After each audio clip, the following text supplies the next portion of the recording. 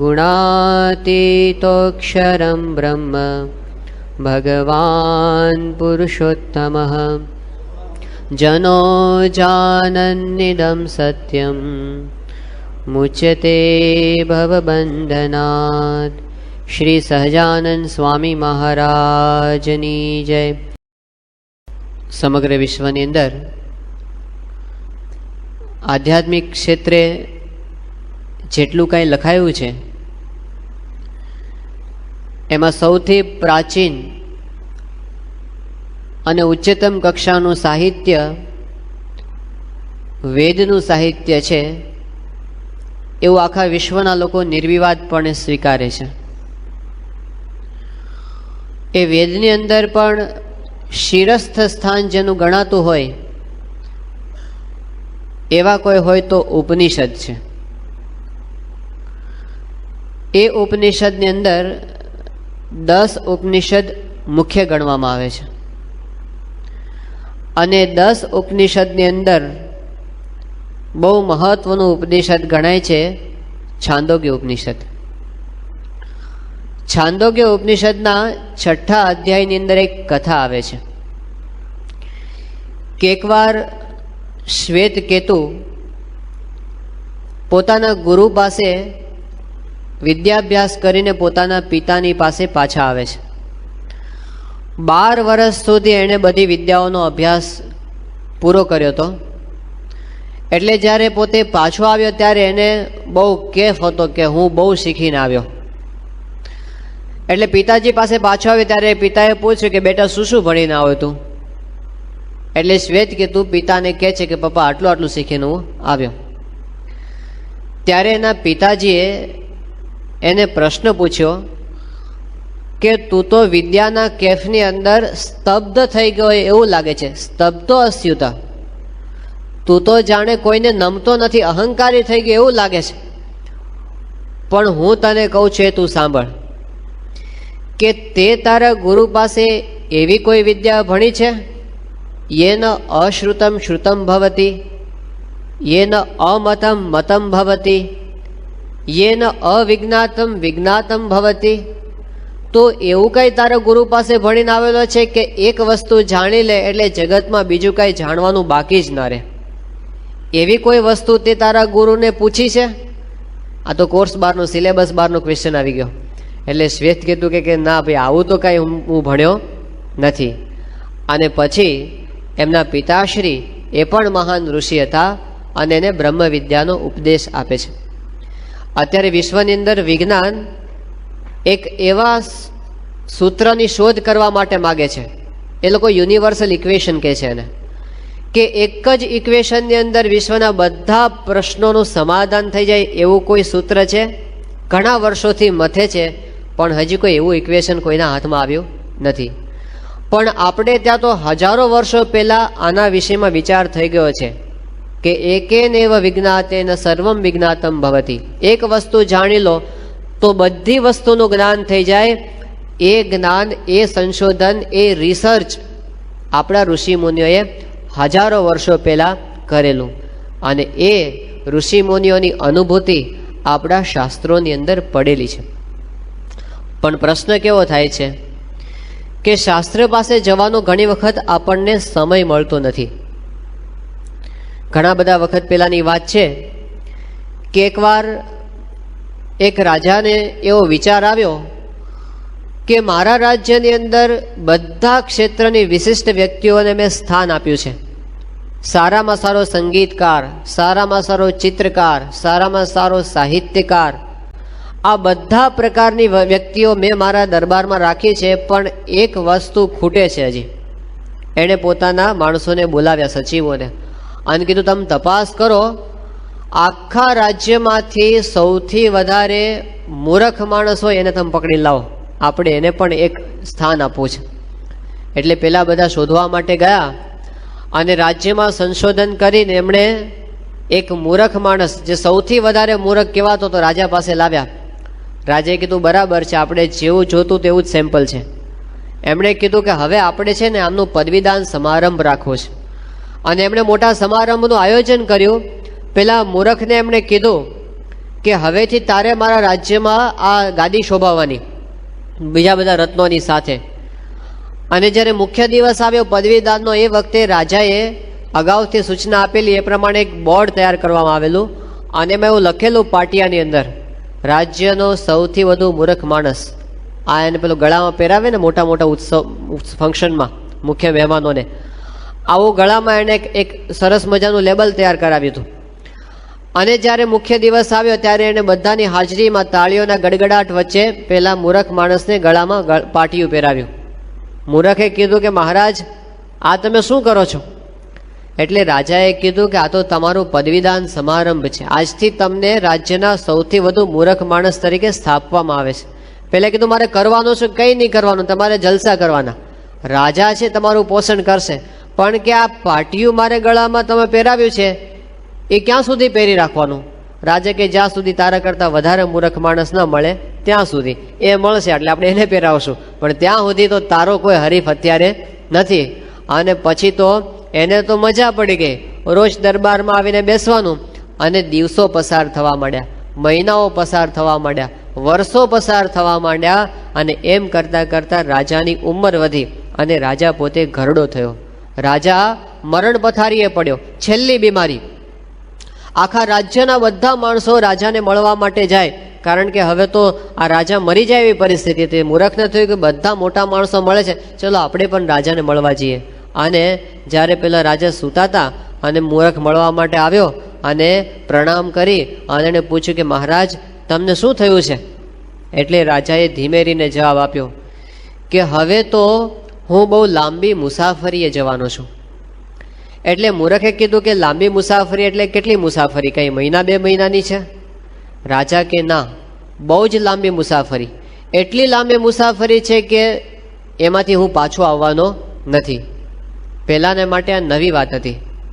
એમણે કીધું મહારાજ આટલી લાંબી મુસાફરીએ તમે જાઓ છો તો આખા રાજ્યની સેના તમારી ભેગી આવશે ને?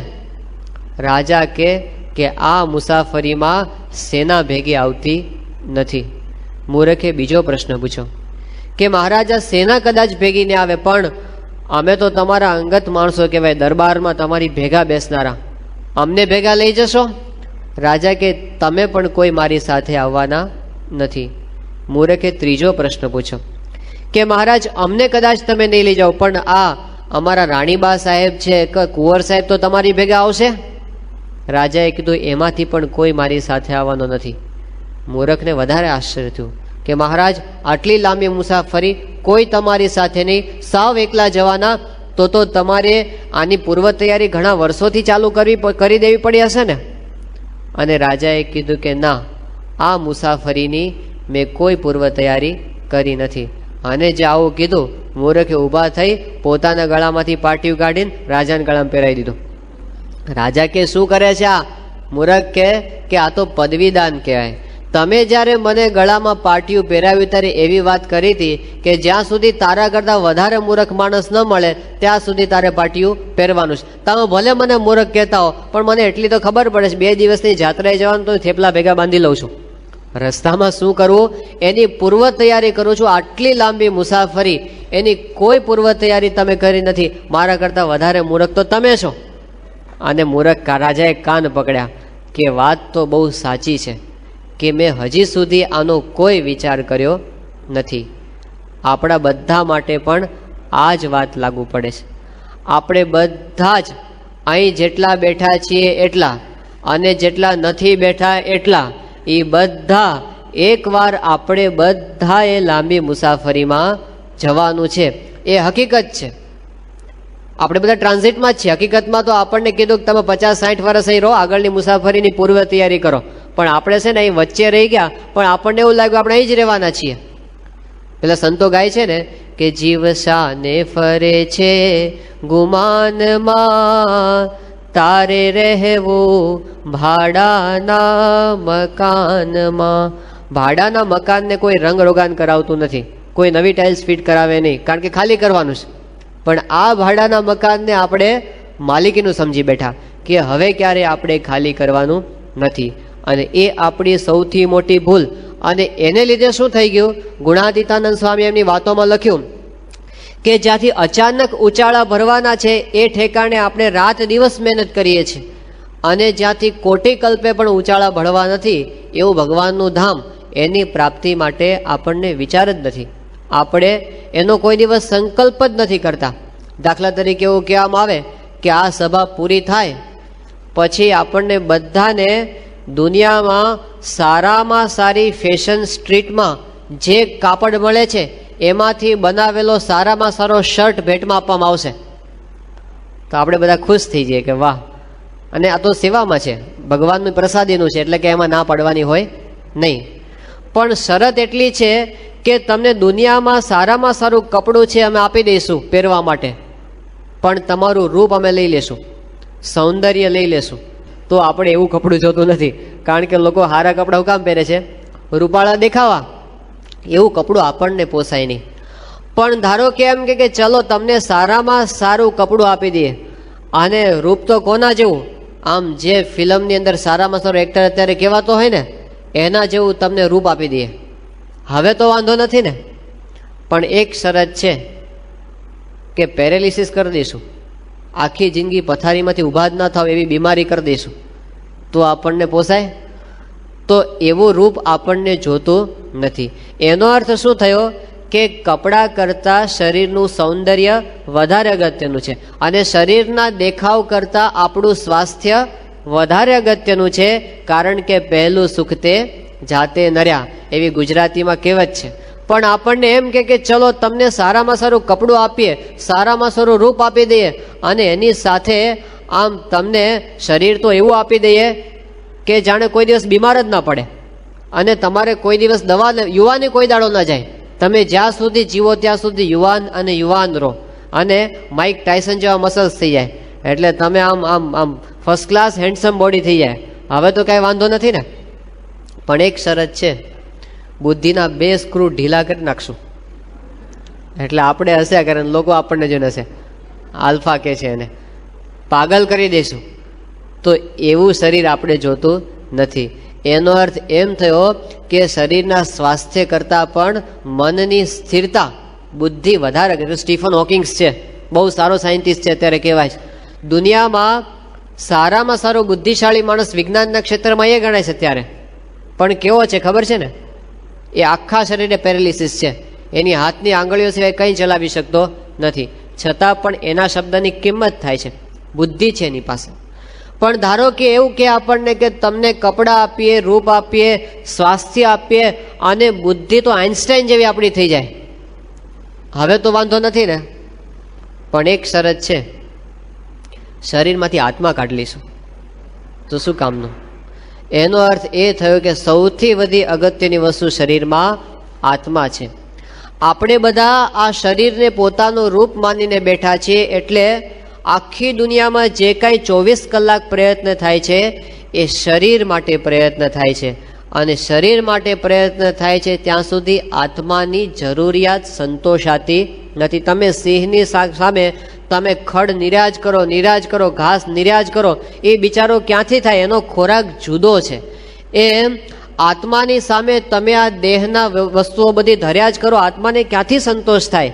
આત્માનો ખોરાક છે એ જુદો છે. એ કયો ખોરાક?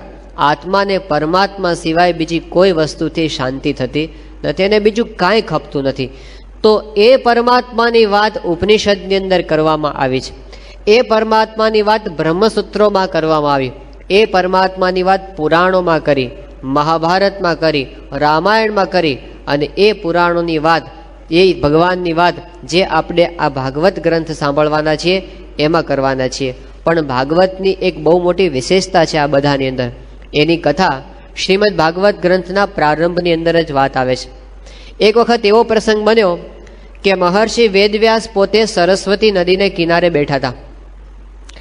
એ વખતે ત્યાં આગળ નારદજી પધાર્યા. નારદજી એવું પાત્ર છે કે દરેક જગ્યાએ હોય, એ ભાગવતમાં પણ હોય ને રામાયણમાં પણ હોય, ઉપનિષદમાં પણ હોય, અને શ્રીજી મહારાજની પાસે પણ આવે. નારદજી પોતે ચિરંજીવી છે, એટલે દરેક જગ્યાએ પહોંચી જાય. વ્યાસજી પોતે ઉદાસ થઈને બેઠા હતા, અને એ વખતે નારદજી ત્યાં આગળ પધાર્યા, અને એમણે જોયું કે મહર્ષિ વેદવ્યાસ એ પોતે ઉદાસ કેમ બેઠા છે? કારણ કે વેદવ્યાસે તો આખી જિંદગી પરોપકાર માટે વિતાવી હતી. એમણે પોતાના સ્વાર્થ માટે કંઈ આખા જીવનમાં કામ કર્યું નથી. એ પોતે પરોપકાર માટે જીવ્યા હતા. અને વેદવ્યાસ માટે તો એવું કહેવાય છે કે એ તો ગુરુણામ ગુરુ હતા. બધા આચાર્યના આદિ આચાર્ય એટલે મહર્ષિ વેદવ્યાસ.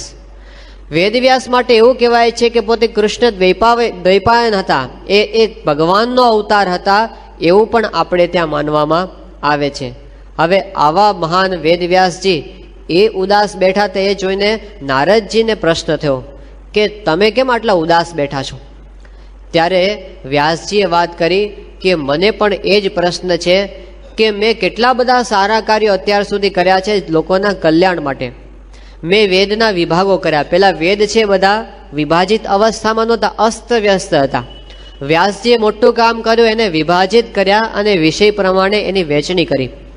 તો એમણે કીધું કે મેં પંડિતો માટે આ વેદના વિભાગો કર્યા અને જે જ્ઞાની પુરુષો હતા એમના માટે મેં બ્રહ્મસૂત્રોની રચના કરી અને જે સામાન્ય લોકો છે એના માટે મેં પુરાણોની રચના કરી અને મહાભારત જેવો ગ્રંથ રચ્યો. અને મહાભારત તો મેં કેવો ગ્રંથ રચ્યો છે કે યન્ન ભારતે તન્ન ભારતે, જે મહાભારતમાં નથી એ બીજે ક્યાંય નથી.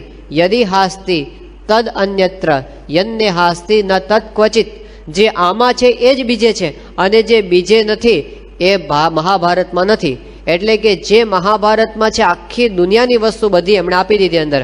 હવે મેં કાંઈ બાકી રાખ્યું નથી, છતાં મને ખાલીપો લાગે છે. અંતઃકરણની અંદર સૂનું સૂનું લાગ્યા કરે છે. એનું શું કારણ છે? ત્યારે નારદજીએ જે જવાબ આપ્યો એ મહાભારત આ ભાગવતની અંદર લખવામાં આવ્યો છે. અને એમાં કહે છે કે વ્યાસજી, તમે અત્યાર સુધી બધા ગ્રંથો કર્યા છે એ તો બધા કેવા છે ગ્રંથો? બધા કાગડાના તીર્થ જેવા ગ્રંથો છે. આ શબ્દ ભાગવતનો છે, આપણા ઘરનો નથી. એમણે કીધું કે આ બધા ગ્રંથો તમે અત્યાર સુધી જે કાંઈ કર્યા એ બધા વાયસ તીર્થ જેવા ગ્રંથો છે. કારણ કે એની અંદર તમે ભગવાનનો મહિમા વર્ણવ્યો નથી. હવે વ્યાસજી કહે છે મેં તો ભગવાનનો મહિમા બધામાં નાખ્યો છે.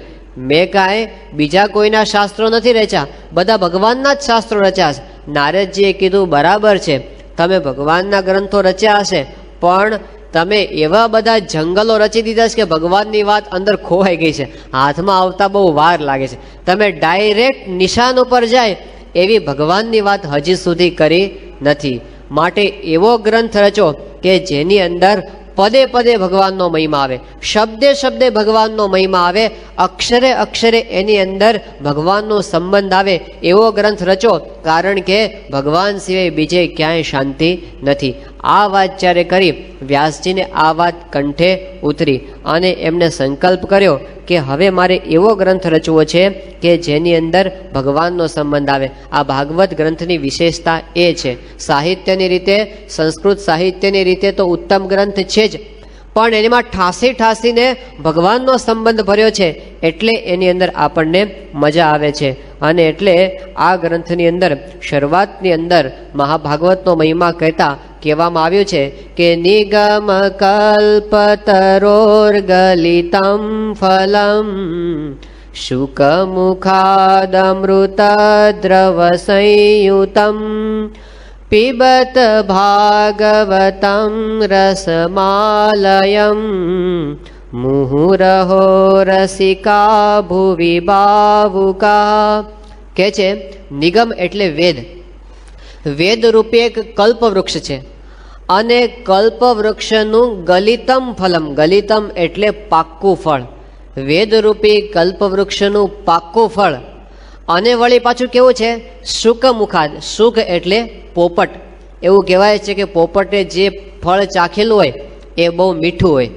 તો આ શુકજીના મુખમાંથી, શુકના મુખમાંથી સ્રવી પડેલું આ અમૃતથી ભરેલું પાક્કું ફળ છે.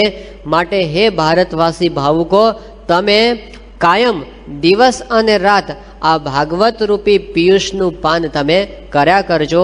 આ ભાગવતના પ્રથમ સ્કંધની અંદર મહિમા કહેવામાં આવ્યો છે. આપણે જગતમાં જોઈએ છે અત્યારે અમેરિકા જેવો દેશ, જેની અંદર આપણને દેખાય છે કે લોકો ખૂબ કમાય છે. અહીંથી આપણને ઈચ્છા રહ્યા કરે કે ગમે તેમ કરીને આપણે ત્યાં પહોંચી જઈએ. આપણને એમ કે ત્યાં પહોંચી ગયા એટલે શાંતિ, પણ એ તો બધા લક્કડસી લાડુ ખાય એ પણ પસ્તાય અને ન ખાય એ પણ પસ્તાય, કે ગમે તેમ કરીને પોગેલા બધા ક્યાં સુખી છે. એ લોકોને પૂછો તો ખરા કે કેવીક શાંતિનો અનુભવ એમને થાય છે. ત્યાં આગળ બધા મનોચિકિત્સકો ભેગા થયા અને એમણે કીધું કે લોકોને બહુ અશાંતિ છે, આપણે કંઈક એનો ઉપાય શોધી કાઢો, શાંતિ થાય. અને બધી કોન્ફરન્સ થઈ અને બધી ચર્ચાઓ કરી અને બધા સંશોધનો કરતાં કરતાં કરતાં એક ઉપાય એને મળ્યો કે આપણે એક ઉપાય રાખો કે બધાએ છે ને ઘરની અંદર એક માછલી અક્વેરિયમ રાખવાનું, પેલું માછલી ઘર આવે ને કાચનું, એ બધાએ રાખવાનું અને 5-7 રંગબેરંગી માછલાઓ અંદર મૂકવાના અને પછી છે ને તમે નવરા પડો ત્યારે એને જોયા કરવાનું, માછલાઓને જોયા કરવાનું, તમને શાંતિનો અનુભવ થશે. આવો ઉપાય એમણે આપ્યો. હવે આપણા શાસ્ત્રોએ હજારો વર્ષો પહેલા કીધું કે માછલાનું ધ્યાન કરવાની જરૂર નથી, ભગવાનનું ધ્યાન કરો. જો માછલા સામે જોવાથી શાંતિ થતી હોય તો ભગવાનની મૂર્તિનું ધ્યાન કરવાથી શાંતિ કેમ ન થાય? એ આપણો સિદ્ધાંત છે કે શાંતિનું ધામ એ પરમાત્મા છે. અને વ્યાસજીએ એટલા માટે જ પોતે વાત કરી કે આટલા બધા શાસ્ત્રો છે એનું મેં મંથન કર્યું. આલોડ્ય સર્વશાસ્ત્રાણી વિચાર્ય ચ પુનઃ પુનઃ. જેમ આપણે દહીંને વલોવીએ, છાશ બનાવીએ અને છાશને વલોવતા વલોવતા વલોવતા એમાંથી આપણા હાથમાં શું આવે? નવનીત આવે, માખણ આવે. એમ વ્યાસજી કહે છે કે મેં શાસ્ત્ર માત્રને વલોવ્યા અને એમાંથી મારા હાથમાં નવનીત આવ્યું. શું આવ્યું? કહે છે કે આલોડ્ય સર્વશાસ્ત્રાણી વિચાર્ય ચ પુનઃ પુનઃ ઇદમ એકમ સુનિષ્પન્નમ ધ્યેયો નારાયણો હરિહિ. ભગવાન એક ધ્યાન કરવા યોગ્ય છે, આપણા જીવનનું જે પરમાત્મા છે. આટલી વસ્તુ જો હાથમાં આવી ગઈ તો શાસ્ત્ર માત્રના સારને આપણે પામી ગયા. તો ભાગવત આપણને ત્યાં સુધી પહોંચાડવા માગે છે. એમાં પદે પદે આપણને ભગવાનના સંબંધનો મહિમા કહેવામાં આવ્યો છે. તો એ ભાગવતનું આપણે શ્રવણ કરવાના છીએ. પણ કેવી રીતે શ્રવણ કરવું એ ભાગવતની અંદર જ સમજાવવામાં આવ્યું છે. શ્રીમદ ભાગવતની અંદર કથા મહાત્મ્યનો આખો એક વિભાગ આવે છે અને એમાં કહે છે કે આ કથા સાંભળવાની પણ રીત હોય છે. એ સમજાવવા માટે એમાં એક આખ્યાન આપવામાં આવ્યું છે કે એકવાર તુંગભદ્રા નદીને કિનારે એક નગરની અંદર એક બ્રાહ્મણ રહેતો હતો અને એ બ્રાહ્મણનું નામ હતું આત્મદેવ. આત્મદેવ બહુ પવિત્ર બ્રાહ્મણ હતો, પંડિત હતો અને પૈસે ટકે પણ સમૃદ્ધ હતો. એ આત્મદેવની પત્ની હતી, એનું નામ હતું ધુંધુલી. અને ધુંધુલી હતી એ કેવી હતી એનું વર્ણન ભાગવતની અંદર કરવામાં આવ્યું છે. કહે છે કે સ્વવાક્ય સ્થાપિકા હતી. સ્વભાવ એનો સારો નહોતો, સ્વવાક્ય સ્થાપિકા, પકડ્યું મૂકે નહીં. મૂરખ, મગર અને મકોડો, પકડ્યું મૂકે નહીં. સ્વવાક્ય સ્થાપિકા, આમ એટલે આમ જ, પછી એમાં કોઈ જાતનો ફેરફાર થવા દે નહીં.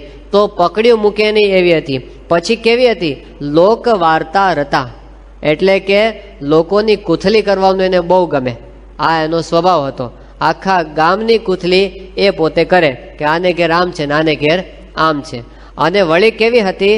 કલહ પ્રિયા, ઝઘડો કરવો ગમે. કેટલાકને શોખ હોય છે ઝઘડો કરવાનો. યોગી મહારાજ પેલી કથા કહેતા કે એક બાઈને એવી ટેવ પડી ગઈ તે કોઈક એને કજિયો કરવા જોઈએ.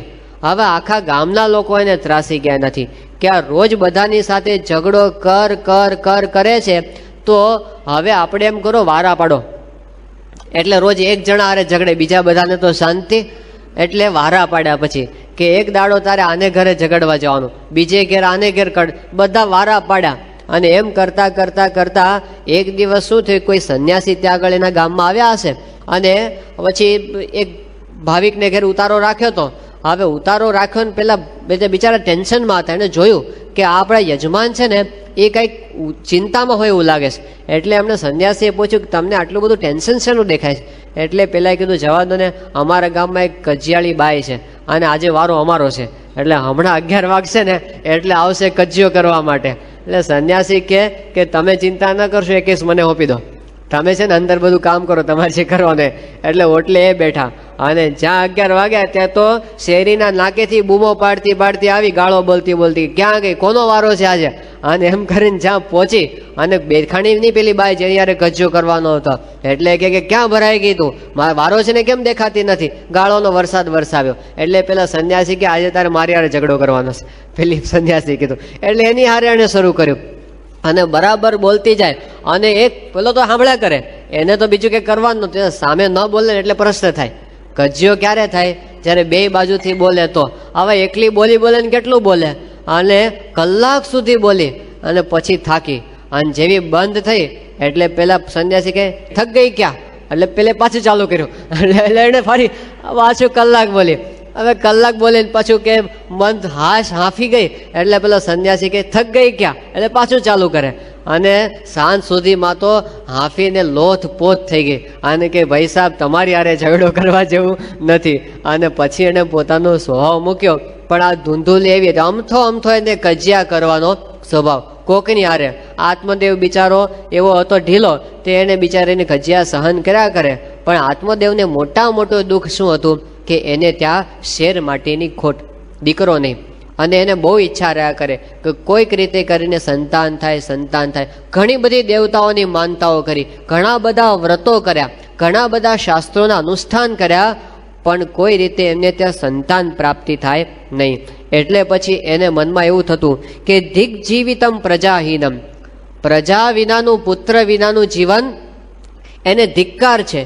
દિગ્ગૃહમ પ્રજામ વિના, કે છે કે જે ઘરની અંદર સંતાન નથી એ ઘરને પણ ધિક્કાર છે.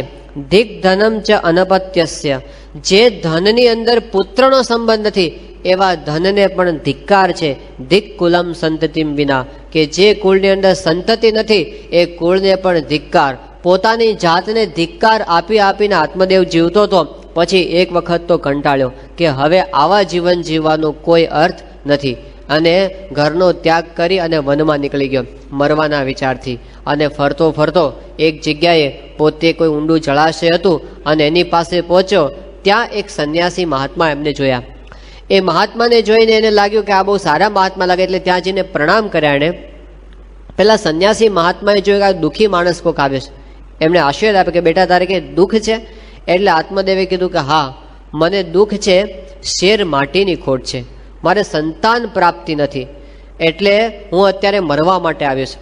સંન્યાસી એને શિખામણ આપી કે જો ભાઈ, પુત્ર મળે તોય કે સુખી થઈ ગયા એવું તો કાંઈ નથી. આ જગતની અંદર ઘણા બધાને દીકરા મળે છે પછી દુઃખી થાય છે, આમ સુખિયા હોય. અને દીકરો જો એવો પાકે તો પછી દુઃખનો કાંઈ પાર રહેતો નથી. માટે તારી પુત્રેશના છે એનો તું ત્યાગ કરી દે, કારણ કે હું જોઉં છું કે તારા ભાગ્યની અંદર આ જન્મે તો શું, પણ 7 જન્મમાં પણ તને સંતાનની પ્રાપ્તિ થાય એવા તારા ભાગ્ય નથી.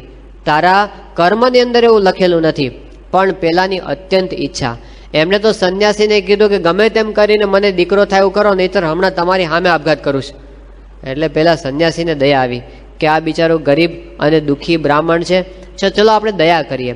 અને એમણે એવું કર્યું કે ચલ તને એક ફળ આપું છું, તારી પત્નીને જઈને તું આ ફળ ખવડાવજે, અને એ ખવડાવીશ એટલે તારી પત્નીને ગર્ભ રહેશે અને પુત્ર પ્રાપ્તિ થશે.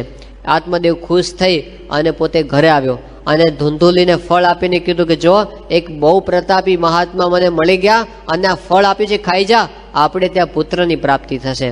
પેલું ફળ ધૂંધુલીએ લઈ તો લીધું, પણ પછી એને થયું કે મારે કાંઈ દીકરો જોતો નથી, એને કાંઈ સંતાનની ઈચ્છા હતી નહીં. કારણ કે માથાકૂટ સમજતી હતી કે આ દીકરો થાય અને એની અંદર તો કેટલું બધું આપણે પોતાને સહન કરવાનું, અને હરવા ફરવાનું બધું બંધ થઈ જાય, અને પછી તો ખાવા પીવામાં કેટલી જાતના બધા રિસ્ટ્રિક્શન્સ આવી જાય, અને પછી તો છોકરાને હાચવવાનો, મોટો કરવાનો, આ ઉપાધિમાં મારે ક્યાં પડવું. એટલે પોતે દુઃખી થઈ ગઈ.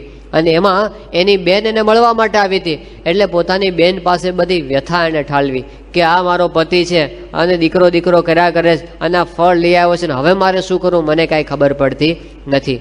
એટલે એની બેને કીધું કે જો એક કામ કર, મારે ત્યાં પુત્ર પ્રાપ્તિ થવાની છે, મારો દીકરો હું તને આપી દઈશ, તારે ખોટો ઢોંગ કરવાનો કે મારે ગર્ભ રહ્યો છે, અને આ તારું ફળ છે ગાયને ખવડાવી દે. આ તો સરસ ઉપાય હતો. એટલે પેલીને ગમી ગયું. આ જે ફળ હતું એ તો પોતાની ગાયને એણે ખવડાવી દીધું, અને એની પોતાની બેન હતી એને કીધું તારો દીકરો મને આપી દેજે.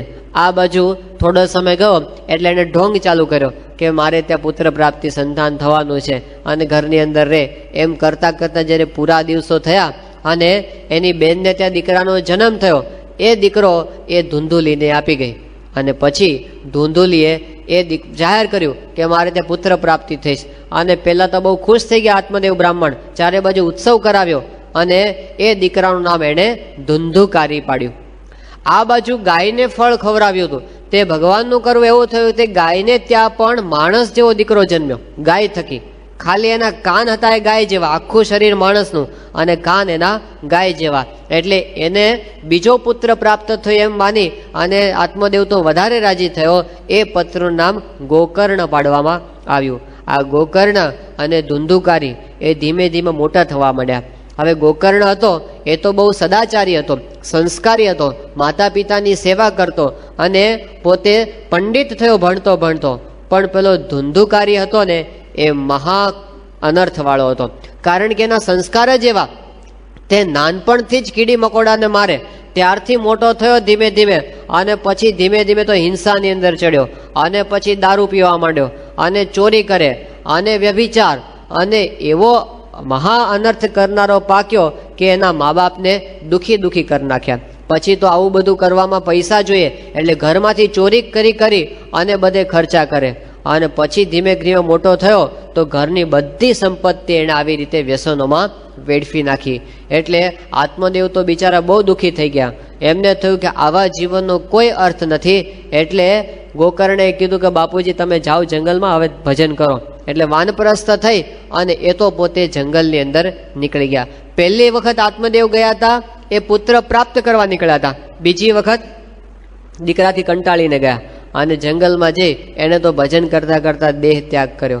આ બાજુ પેલો જે ગોકર્ણ હતો એ તીર્થયાત્રા કરવા માટે નીકળી ગયો અને ધુંધુકારીની માતા જે ધુંધુલી હતી એને પેલા દીકરાએ એટલો ત્રાસ આપ્યો કે કંટાળીને કૂવામાં પડીને એણે આપઘાત કર્યો. એટલે હવે ઘરની અંદર રહ્યો ધુંધુલી એકલો. જો એક દીકરો કુપાત્ર પાકે તો આખા કુળનો સત્યાનાશ કાઢી નાખે. આ એવો દીકરો થયો. અને પછી તો ઘરની અંદર જ વેશ્યાઓ રહેવા માંડી અને બધા પ્રકારના પાપનું ઘર બની ગયું એનું ઘર. પણ પછી તો આ તો બધી વેશ્યાઓ હતી, એને તો પૈસા સાથે કામ હતું. એટલે એક વખત 5 વેશ્યાઓએ ભેગા થઈ અને આનું બધું ધન લૂંટી લીધું. એને ખૂબ દારૂ પાઈ અને બેભાન કરી દીધો અને પછી કીધું કે હવે આને મારી નાખો. એટલે એનું ગળું દબાવી અને એને મારી નાખવા પ્રયત્ન કર્યો. પણ ખૂબ એનું ગળાને ઘોટ્યું, બહુ ઘોટ્યું, પણ એનો જીવ જાય નહીં. એટલે પછી તો સળગતા અંગારા લઈને એના મોઢાની અંદર નાખ્યા અને એમ કરીને રીબાઈને ધુંધુકારીને મારી નાખ્યો. અને પછી એના કટકા કરી અને જમીનમાં દાટી દીધા અને બધું ધન લઈને વેશ્યાઓ ભાગી ગઈ. આ રીતે કમોતે મર્યો તો ધુંધુકારી. એટલે પછી એને ભૂતનો દેહ પ્રાપ્ત થયો, પ્રેત યોનિને પામ્યો. ગોકર્ણને ફરતા ખબર પડી કે મારા ભાઈનું મૃત્યુ થયું છે. એટલે એમણે ગયા તીર્થની અંદર ભાઈનું શ્રાદ્ધ કરી નાખ્યું. અને પછી ત્યાંથી ફરતો જ્યારે પોતાને ઘરે આવ્યો અને એને ખબર પડી કે મારા ભાઈનું આવી રીતે ખરાબ રીતે મૃત્યુ થયું, દુઃખ થયું. એને ઘરની અંદર એને બધી સફાઈ કરી અને પોતાના ઘરની અંદર જ્યારે રહેવાની શરૂઆત કરી અને રાતનો સમય થયો ત્યાં તો એને ચિત્ર વિચિત્ર આકારો દેખાવા મળ્યા. કંઈક પશુનો આકાર દેખાય, ઘોડાનો દેખાય, ગધેડાનો દેખાય, કૂતરાનો દેખાય અને પાછા વિચિત્ર અવાજો કરે બધા. એટલે એને થયું કે આ કોણ છે? એમણે પૂછ્યું કે તું કોણ છે અને કોણ મને જુદા જુદા આકારે દેખાય છે? એટલે પેલા પ્રેતે જવાબ આપ્યો કે હું તો તારો ભાઈ ધુંધુકારી છું. ગોકર્ણે કીધું પણ તારા માટે તો મેં ગયામાં શ્રાદ્ધ કર્યું છે અને છતાં પણ તારી આવી દશા કેમ થઈ? ત્યારે ધુંધુકારીએ કીધું કે મેં તો એટલા બધા પાપ કર્યા છે કે તું 100 શ્રાદ્ધ કરે ને ગયામાં તો પણ મારો ઉદ્ધાર થાય એવો નથી. માટે હવે તું કંઈક બીજો ઉપાય કર. અને ગોકર્ણે પછી ભાઈની મુક્તિ માટે બધાને પૂછવા માંડ્યા અને પૂછતા સૂર્યનારાયણ થકી એને એવા સમાચાર પ્રાપ્ત થયા કે જો ભાઈનું કલ્યાણ કરવું હોય તો એના માટેનો ઉપાય છે કે શ્રીમદ ભાગવત ગ્રંથની પારાયણ બેસાડવી. અને પછી એમણે ભાગવતની પારાયણ શરૂ કરી. યજમાનોને બધાને બોલાવ્યા, સગાવાલાને આમંત્રણ આપી દીધા અને સરસ મજાનો મંડપ નખાવ્યો, વ્યાસપીઠ તૈયાર કરાવી અને વ્યાસાસને ગોકર્ણ પોતે બેઠા અને એમણે કથા શરૂ કરી. ધુંધુકારીને તો ક્યાં બેસવાનું, એ જગ્યા શોધતા એને એક જગ્યા મળી ગઈ કે એક પોલો વાંસ હતો, એની અંદર 7 ગાંઠો હતી. એ વાંસની અંદર જઈ અને ધુંધુકારીએ પોતાનું આસન જમાવ્યું અને જે ગોકર્ણ કથા કરે એકદમ એકાગ્ર ચિત્તે અને ભક્તિભાવપૂર્વક એણે કથા સાંભળવાની શરૂઆત કરી દીધી. અને દિવસ કથાનો પૂરો થયો. પહેલો દિવસ પૂરો થયો અને પેલા વાંસની એક ગાંઠ છે એ અવાજ સાથે, કડાક અવાજ સાથે તૂટી ગઈ. બીજો દિવસ પૂરો થયો અને વાંસની બીજી ગાંઠ તૂટી ગઈ. એમ કરતા કરતા કરતા 7મા દિવસે એ વાંસની 7મી ગાંઠ તૂટી અને ત્યાં તો આકાશમાંથી પ્રકાશ પ્રકાશ પ્રકાશ બધાને દેખાયો. અને બધાએ આકાશમાં જોયું તો એક સરસ મજાનું વિમાન ત્યાં આગળ ઉતર્યું. અને વિમાનમાંથી વૈકુંઠનાથના પાર્ષદો બહાર આવ્યા અને પેલા ધુંધુકારીને દિવ્ય દેહ ધારણ કરાવ્યો અને બધાની વચ્ચે ધુંધુકારીને પેલા વિમાનની અંદર બેસાડ્યો. એ વખતે કથા સાંભળનાર બધા જોઈ રહ્યા કે આ શું થાય છે. ત્યારે ગોકર્ણે કીધું કે ધુંધુકારીએ કથા સાંભળી એટલે એનો મોક્ષ થયો છે અને આ વૈકુંઠનાથના પાર્ષદો એના માટે વિમાન લઈને આવ્યા છે. ત્યારે બધાએ કીધું સાંભળો સાંભળો, અન્યાય થાય છે. આ તો કથા સાંભળનારા શ્રોતાઓએ કીધું કે આવો પક્ષપાત ચાલે નહીં, કારણ કે કથા તો અમે બધાએ સાંભળીશ, કથા તો અમે બધાએ સાંભળીશ અને વિમાન આ એકલા ધુંધુકારી માટે કેમ? આવી પક્ષાપક્ષી ચાલે નહીં ભગવાનના દરબારની અંદર. માટે અમે આવો અન્યાય નહીં ચલાવી લઈએ, અમને પણ લઈ જાઓ. એટલે બધા ઉહાપોહ કરવા માંડ્યા. ગોકર્ણે કીધું તમે શાંતિ રાખો, તમારા વતી હું રજૂઆત કરું છું. એટલે બધા શાંત રહ્યા અને ગોકર્ણે પેલા પાર્ષદોને નમસ્કાર કરીને પૂછ્યું કે અમારો બધાનો પ્રશ્ન એ છે કે કથા તો અમે બધાએ સાંભળીશ અને છતાં પણ આ ધુંધુકારીને એકલાને તમે કેમ લઈ જાઓ છો ધામની અંદર? અમારો બધાનો કેમ આવી ગતિ તમે નથી પ્રાપ્ત કરાવતા? ત્યારે વૈકુંઠનાથના પાર્ષદો જે જવાબ સાંભળે છે એ આપણે બધાએ સાંભળવા જેવો છે. એમણે કીધું કે શ્રવણસ્ય વિભેદેન ફલ ભેદોત્ર સંસ્થિત. શ્રવણસ્ય વિભેદેન, સાંભળ્યું છે બધાએ, પણ સાંભળવાની અંદર ઘણો બધો ફેર છે. આપણે બધાએ કથા આજે સાંભળી, 5 દાડા સુધી આવી રીતે કથા આપણે સાંભળીશું અને સમય તો આપણે બધા એક સરખો જ આપીશું. પણ એક વસ્તુ હકીકત છે કે આપણને બધાને એક સરખો ફાયદો થવાનો નથી. શ્રવણસ્ય વિભેદેન ફલ ભેદોત્ર સંસ્થિત. આપણે શું વિચાર કરવો જોઈએ? જેમ આપણે બિઝનેસની અંદર ઇન્વેસ્ટમેન્ટ કરીએ ને, તો આપણે વિચાર કરીએ કે કઈ જગ્યાએ આપણે ઇન્વેસ્ટમેન્ટ કરીએ તો આપણને સૌથી વધુ એમાંથી નફો પ્રાપ્ત થાય. એને આપણે એફિશિયન્સી કહીએ છીએ કે તમે ઇનપુટ કરો એના કરતાં આઉટપુટ આપણને વધારે મળે અને વધારે આઉટપુટ મળે તો આપણે વધારે નફો કરી શકીએ. આપણી એફિશિયન્સી વધારે કહેવાય. એવી રીતે આપણે બધાએ ઇનપુટ એક સરખો ટાઈમ કર્યો છે. હવે આપણે એ વિચારો કે આઉટપુટ કેમ મેક્સિમમ આપણને મળે, કેમ વધુને વધુ આપણે એનો લાભ પ્રાપ્ત કરી શકીએ. એ જો થાય તો આપણે આ કથાનો યથાર્થ લાભ લીધો કહેવાય. તો વૈકુંઠનાથના પાર્ષદો કહે છે શ્રવણસ્ય વિભેદેન. ભેદ શું છે? પછી પોતે કહે છે કે શ્રવણમ તો કૃતમ સર્વૈહિ ન તથા મનનમ કૃતમ.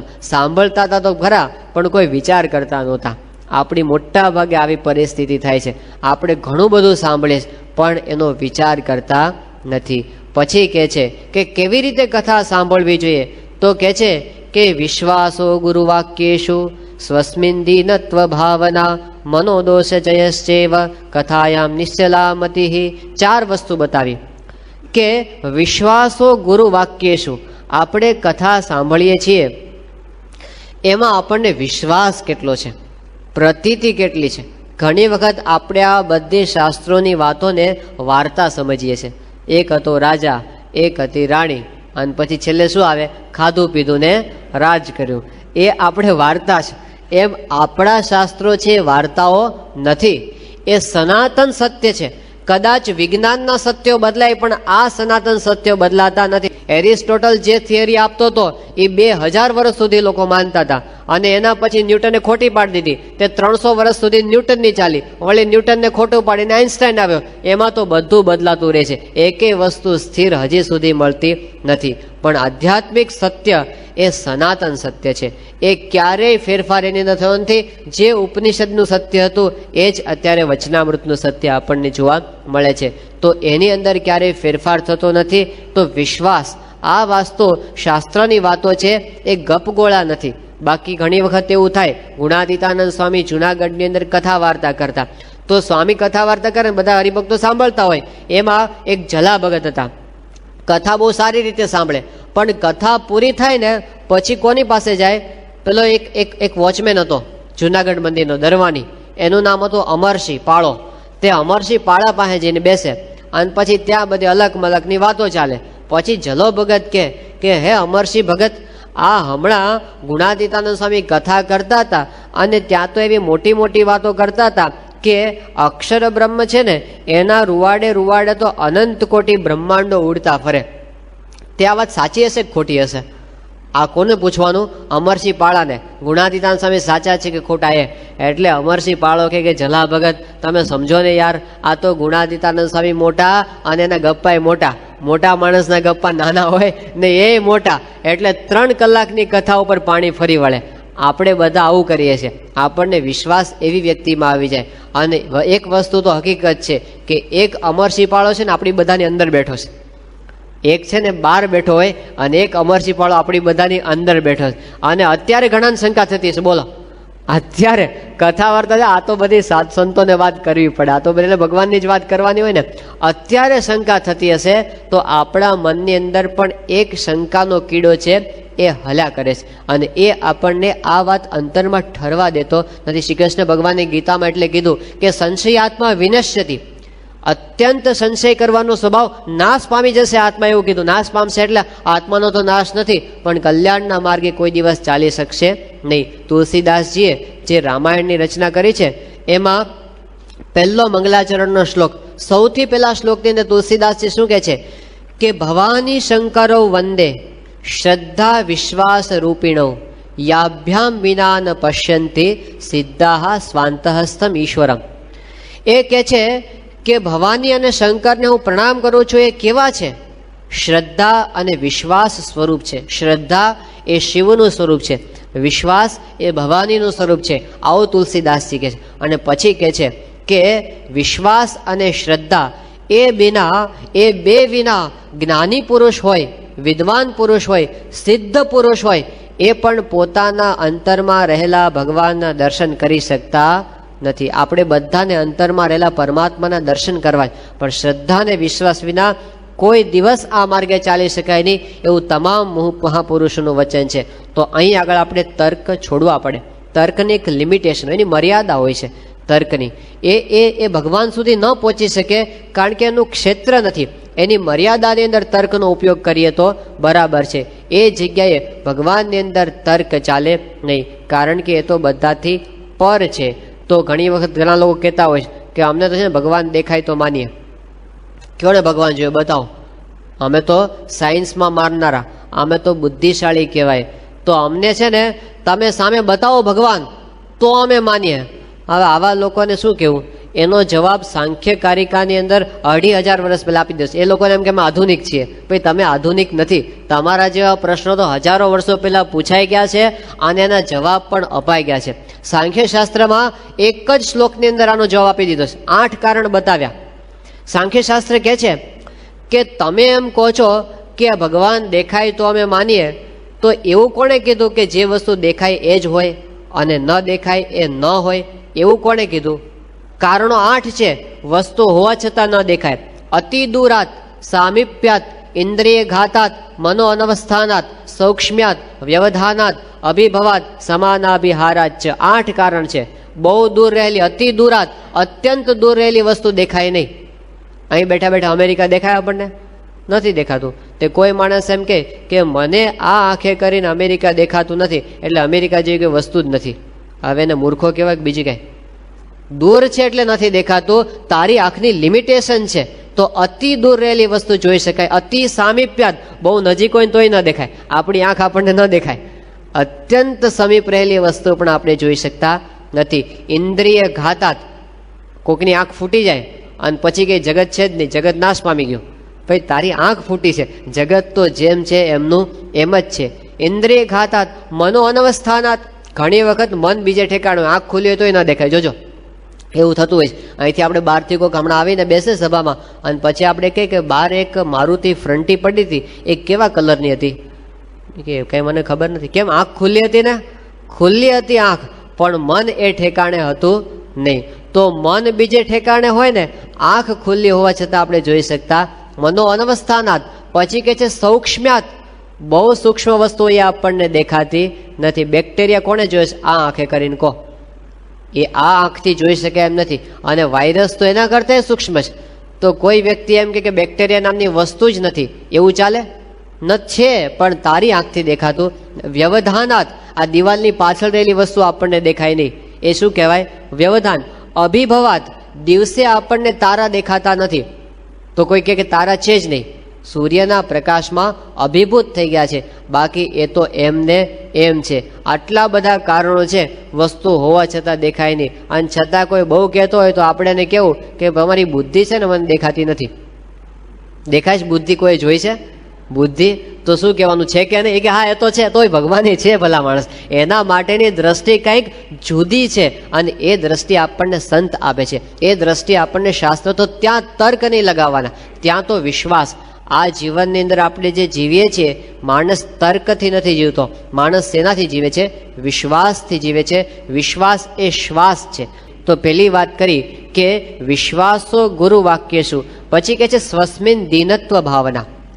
અહંકારને અને ભગવાનની કથા વાર્તાની ક્યારેય બને નહીં. હું બધું જ જાણું છું એમ કરીને જો આપણે બેઠા તો એક પણ શબ્દ આપણે ગ્રહણ કરી શકતા નથી. એટલે યોગી બાબા કહેતા કે કથામાં બેસું ત્યારે હું અજ્ઞાની છું એમ માનીને બેસું, કે મારે ઘણું સમજવાનું બાકી છે. આધ્યાત્મિક માર્ગમાં તો હું હજી સુધી કાંઈ સમજો જ નથી, એવો દીનભાવ ગ્રહણ કરીને બેસીએ તો કથાની અંદરથી આપણને કંઈક ગ્રહણ થાય. તો સ્વસ્મિન દીનત્વ ભાવના. પછી કહે છે કે મનોદોષ જય.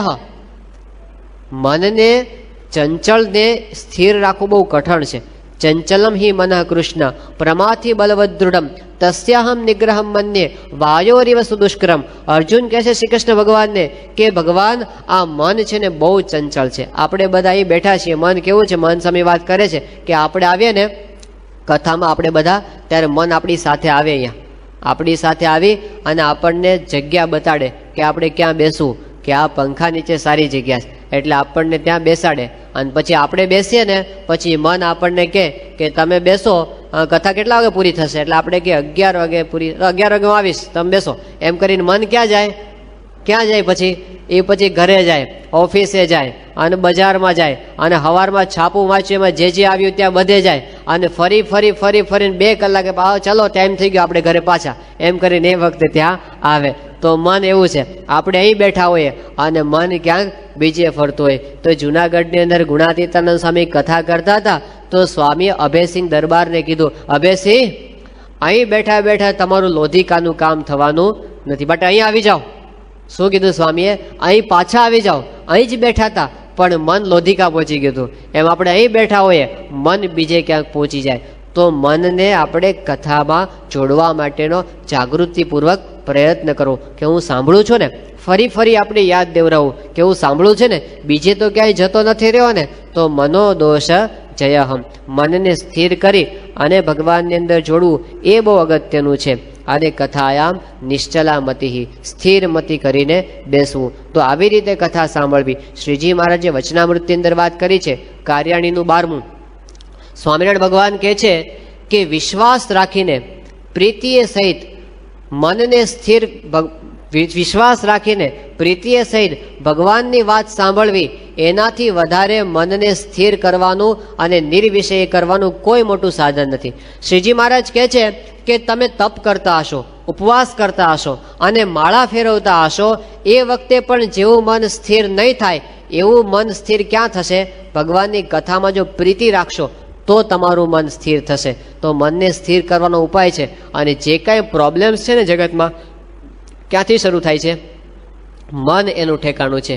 જગતમાં પ્રશ્ન માત્રનું ઠેકાણું મન છે. હમણાં થોડા સમય પહેલા એવો પ્રસંગ બન્યો કે એક માણસે અમેરિકાની અંદર છેક કેલિફોર્નિયાથી તે ન્યુયોર્ક સુધી આખા અમેરિકાને દોડતા દોડતા ક્રોસ કર્યો.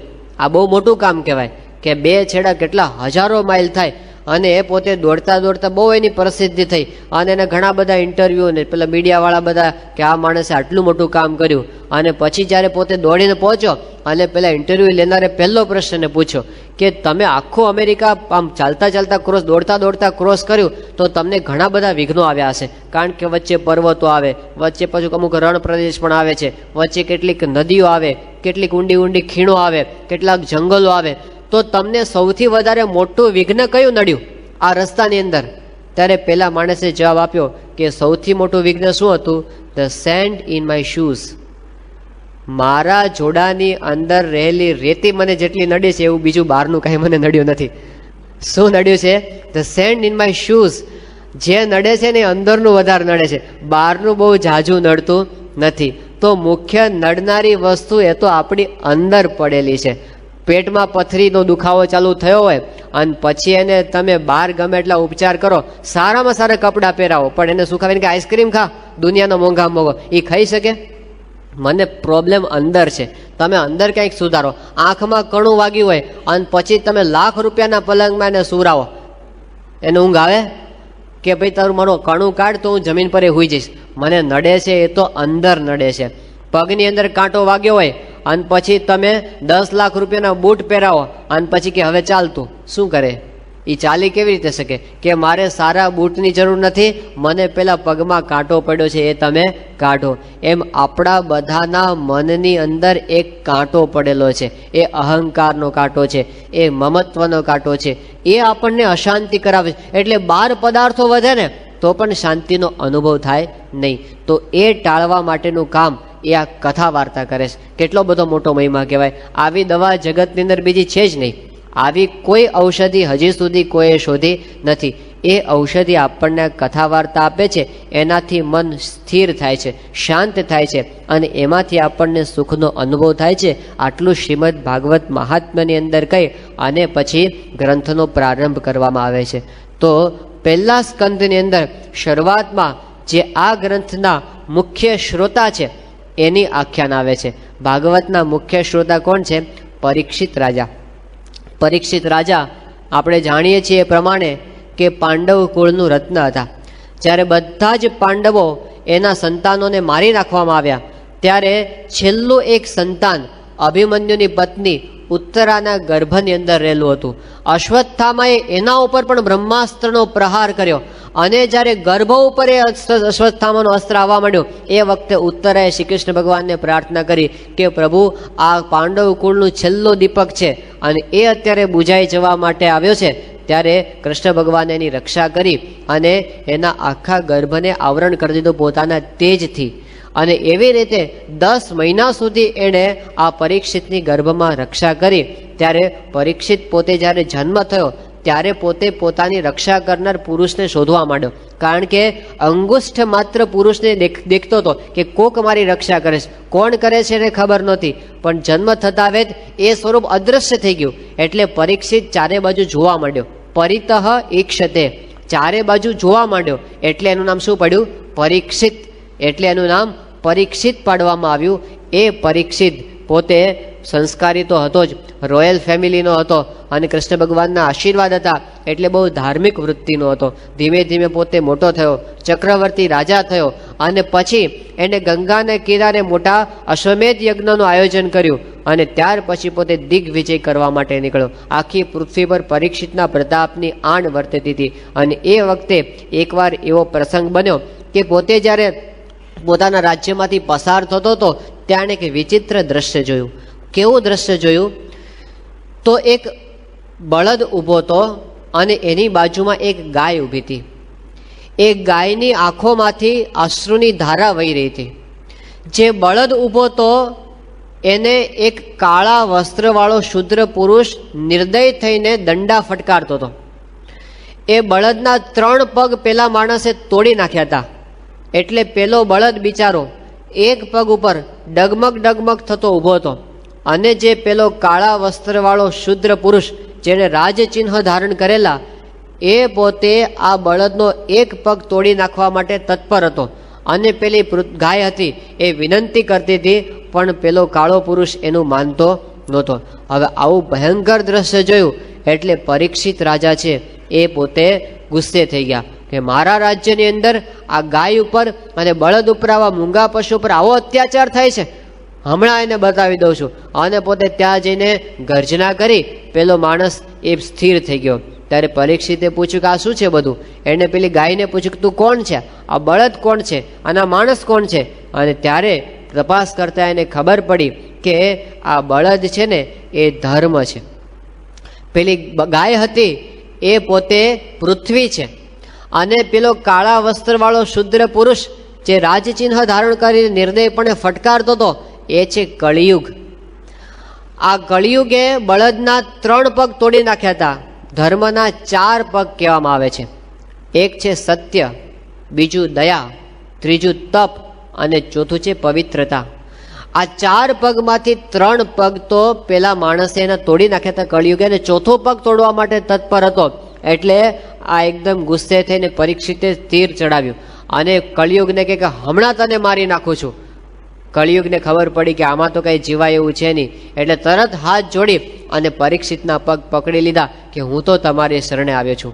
અને ક્ષત્રિય રાજાઓનો નિયમ છે કે શરણાગતનો વધ કોઈ દિવસ કરાય નહીં. એટલે પરીક્ષિતે એનો વધ તો ન કર્યો, પણ કીધું કે તું તત્કાળ મારા રાજ્યમાંથી બહાર નીકળી જા. ત્યારે પેલા કળિયુગે કીધું કે તમે તો આખી પૃથ્વીના ચક્રવર્તી રાજા છો અને તમારા રાજ્ય છોડીને મારે જવું ક્યાં? બીજી કોઈ જગ્યા જ બાકી નથી રહેતી. તો મને છે ને તમે સ્થાન આપો ત્યાં હું રહી શકું. ત્યારે પેલા પરીક્ષિતે કીધું કે હું તને કહું ત્યાં તારે રહેવાનું, તારી રીતે કોઈ જગ્યાએ રહેવાનું નહીં. કઈ જગ્યા? પરીક્ષિતે એને 4 સ્થાન આપ્યા. પહેલું સ્થાન કે જે જગ્યાએ જુગાર રમાતો હોય ત્યાં સુધી ત્યાં તને રહેવાની છૂટ છે. બીજું સ્થાન આપ્યું કે જે જગ્યાએ સુરાપાન થતું હોય, દારૂ પીવાતો હોય ત્યાં તને રહેવાની છૂટ છે. ત્રીજું સ્થાન તારા માટે છે કે જ્યાં વ્યભિચાર થતો હોય ત્યાં જઈને તું રહેજે. અને ચોથું સ્થાન કે જ્યાં હિંસા થતી હોય ત્યાં તને રહેવાની છૂટ છે. આ 4 સ્થાન એમને આપ્યા. એટલે પેલા કળિયુગે તો કીધું કે મહારાજ મારો પરિવાર તો બહુ મોટો છે, આ 4 રૂમવાળો જે ફ્લેટ છે ને મને બહુ નાનો પડશે, હજી થોડી જગ્યા વધારી આપો, હજી થોડીક જગ્યા છે મને વધારે આપો. એટલે પરીક્ષિતે ઉદાર થઈને કીધું કે જા, જ્યાં અતિશય સુવર્ણ ભેગું થાય ને ત્યાં તને રહેવાની છૂટ છે. આ 5 જગ્યા કળિયુગને પ્રાપ્ત થઈ અને ત્યારથી કળિયુગ આ 5 જગ્યાએ રહે છે. એક તો જુગાર રમાતો હોય ત્યાં રહે છે, જ્યાં દારૂ પીવાતો હોય ત્યાં રહે છે, જ્યાં વ્યભિચાર થતો હોય ત્યાં રહે, હિંસા થતી હોય ત્યાં, જ્યાં બહુ ધન એકઠું થાય ત્યાં આગળ કળિયુગ વગર આમંત્રણે આવીને ઊભો રહી જાય છે. એટલે આપણે શું કરવાનું છે? આ સ્થાનને ઓળખવા કે આ કલીના સ્થાન છે. જુગાર વિશે આપણે જાણીએ, છેક મહાભારત વખતથી આપણી ઇતિહાસ જાણતા આવે કે જુગાર રમનારો હજી સુધી કોઈ સુખી થયો નથી. પણ માણસની એક નબળાઈ છે કે ઇતિહાસમાંથી આપણે એ શીખવાનું છે કે માણસ હજી સુધી ઇતિહાસમાંથી કાંઈ શીખ્યો નથી. હજી સુધી એ જુએ છે કે આગળવાળો માણસ દુઃખી થયો, છતાં પણ એને થઈ ચલો આપણે હજી થોડુંક લગાવી લઈએ, કદાચ ટ્રાય કરીએ, આપણું કામ થઈ જાય. પણ જુગારનો પૈસો એ કોઈ દિવસ કોઈને સુખી કરતો નથી. એકવાર સંતોએ સભામાં વાત કરી કે જુગાર રમીને કોઈ સુખી થયો નથી. કોઈ જુગાર રમીને પૈસા કમાણો તો બોલો અહીંયા.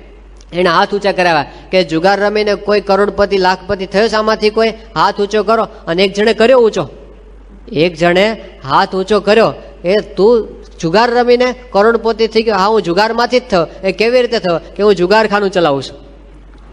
હવે એ તો લૂંટવા માટે જ બેઠો છે, એનું તો ચાલે જ ને બધું. એટલે આમાં કોણ કમાય છે?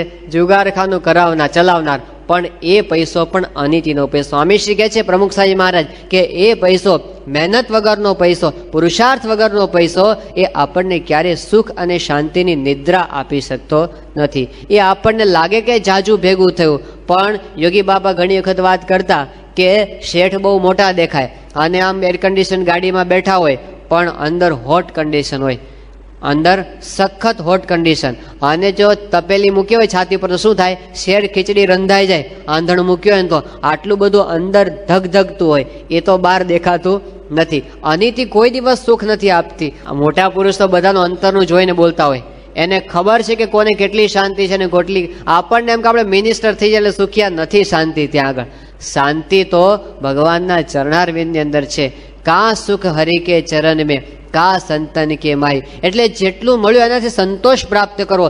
એવું ન રાતોરાત આપણે લખપતિ થઈ જાય. કેટલાક લોકો શું કહે છે કે અમે આમ જુગાર નથી રમતા, અમે આમ જુગાર નથી રમતા, પણ જન્માષ્ટમીને દિવસે રમીએ. હવે જન્માષ્ટમીનો મેસેજ શું છે? કૃષ્ણ ભગવાન પ્રગટ થયા એ કઈ જુગાર રમાડવા માટે પ્રગટ થયા? આપણે સમજ્યા જ નથી આપણા ઉત્સવોના મર્મને, અને પછી આપણે એનાથી ઊંધા ચાલીએ અને પછી આપણે સામે હાલીને દુઃખ બોરી લઈએ. એવા પ્રસંગો આજની તારીખે બને છે. ચરોતરના એક પટેલનો પ્રસંગ છે, બધી 400 વીઘા ચરોતરની જમીન, અને પોતે જુગારમાં હારી ગયા અને છેલ્લી અવસ્થા પોતે વડોદરાની અંદર પેલી ચાની લારી ઉપર વાસણ ઉટકતા ઉટકતા એણે જિંદગી ઘસીને પૂરી કરી. તો અત્યાર સુધી કોઈ આ રસ્તે સુખી થયો નથી. તો સમજી રાખવું કે આપણે એ રસ્તો ના પકડો. મહેનતથી જેટલું કમાવું એટલું. એકવાર યોગી બાબા પાસે એક ભાઈ આવ્યા હતા. હવે એણે એવું સાંભળેલું કે યોગી મહારાજ છે ને એ આમ વચન સિદ્ધ પુરુષ છે, એટલે આપણે એમના આશીર્વાદ લઈએ ને તો આપણું કામ લાગી જાય. એ વખતે પેલા વરલી મટકા આવે છે ને, એ વખતે પેલું અમેરિકન ફીચર હતા, એટલે એમને એમ કે આપણે આંકડો લઈ આવ્યા. એટલે યોગી બાપા પાસે આવ્યા અને યોગી બાપાને કે બાપા આંકડો આપો. યોગી બાપાને શું કે બાપા આંકડો આપો. બાપા કે અમે કે આંકડા બાકડા આપતા ને એમાં તો આશીર્વાદ આપે, જાઓ આશીર્વાદ છે. યોગી બાપા ધબ્બો મારતા અને ધબ્બો માર્યો એક. એટલે પેલા એ કીધું, મનમાં શું વિચાર્યું કે આ મોટા પુરુષ છે ને એ આપણને મોઢે ન કે, મોઢે આપણને કે નહીં, પણ શું કરે ઈશારો કરી દે, સાનમાં સમજાવી દે. એટલે યોગી બાબાએ ધબ્બો માર્યો ને, પંજો આપી દીધો છે આપણને. એટલે પછી ગયા અને શું કર્યું એણે, જેટલું હતું એટલું પોતાનું ભેગું કર્યું, પોતાના મિત્રોનું ભેગું કર્યું, ઉછીનું વાછીનું લાવીને, કારણ કે આવતીકાલે આપણે કરોડપતિ થવાના જ છીએ, આજ લગાવી દો લગાવાય એટલું, અને બધું લગાવી દીધું. અને બીજે દિવસે પંજાને બદલે આવ્યો સત્તો, અને પોતે રડતા રડતા આવ્યા, કારણ કે હાવ ધોવાઈ ગયા હતા. યોગી બાપા પાસે, બાપા હું તો હેરાન થઈ ગયો અને પરેશાન દુઃખી પાયમાલ થઈ ગયો. યોગી બાપા કે ગુરુ શું દુઃખ આવ્યું કહો. કે બાપા ગઈકાલે હું તમારી પાસે આવ્યો અને તમે મને પંજો નહોતો આપ્યો. બાપા કે અમે ક્યાં આપ્યો હતો? કે તમે મને ધબ્બો માર્યો ને એટલે મેં સમજો કે પંજો તમે આપ્યો. બાપા કે પછી શું થયું? કે પંજાને બદલે આવ્યો સત્તો. બાપા કે હારું બે વધારે આવ્યા. તે વધારે આવે એમાં બધું જતું રહ્યું, આમાં કે વધારે આવે ચાલે નહીં. પછી યોગી બાપાએ આશીર્વાદ આપ્યા. સાંભળજો, યોગી બાપાએ આશીર્વાદ આપ્યા કે બધા સાંભળો, બધાને આશીર્વાદ છે કે જે ભગવાનનો ભક્ત હોય ને એને કોઈ દિવસ લોટરી લાગે જ નહીં. આ આશીર્વાદ છે એમને આપણને. એટલે છે ને આપણે સમજી રાખવાનું કે આપણને કોઈ દાડો લોટરી લાગવાની નથી, એટલે એમાં આપણે પડવું નહીં. અને જો લાગી જાય તો સમજો કે હજી ભગવાનના ભગત થયા નથી, કારણ કે ભગતને તો લાગવાની નથી. આવા યોગી બાપાના આશીર્વાદ છે, એટલે એમાં ક્યારે પડવું નહીં, એમાં શાંતિ નથી. તો પહેલી વસ્તુ આ સમજાવી ભાગવતની અંદર કે કળિયુગનું સ્થાન એ જુગાર છે. બીજું સ્થાન બતાવ્યું એની અંદર કે આ વ્યસન સુરાપાન એ ભયંકર વસ્તુ છે.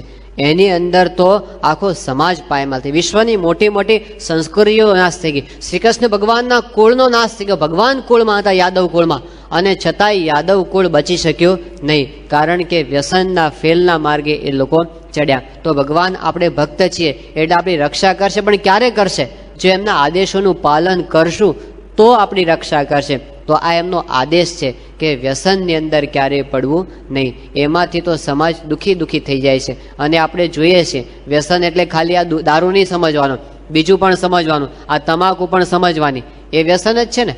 આપણે એમ કહીએ છીએ કે ભારતનો દુશ્મન પાકિસ્તાન છે, નથી પાકિસ્તાન. એના કરતાં મોટો ત્રાસવાદ તો આપણા ઘરની અંદર છે, કારણ કે પાકિસ્તાને અત્યાર સુધીમાં ભારતના કેટલા સૈનિકો માર્યા હશે? 1000, 5000, 10,000. પણ તમાકુ છે દર વર્ષે 10 લાખને મારે છે.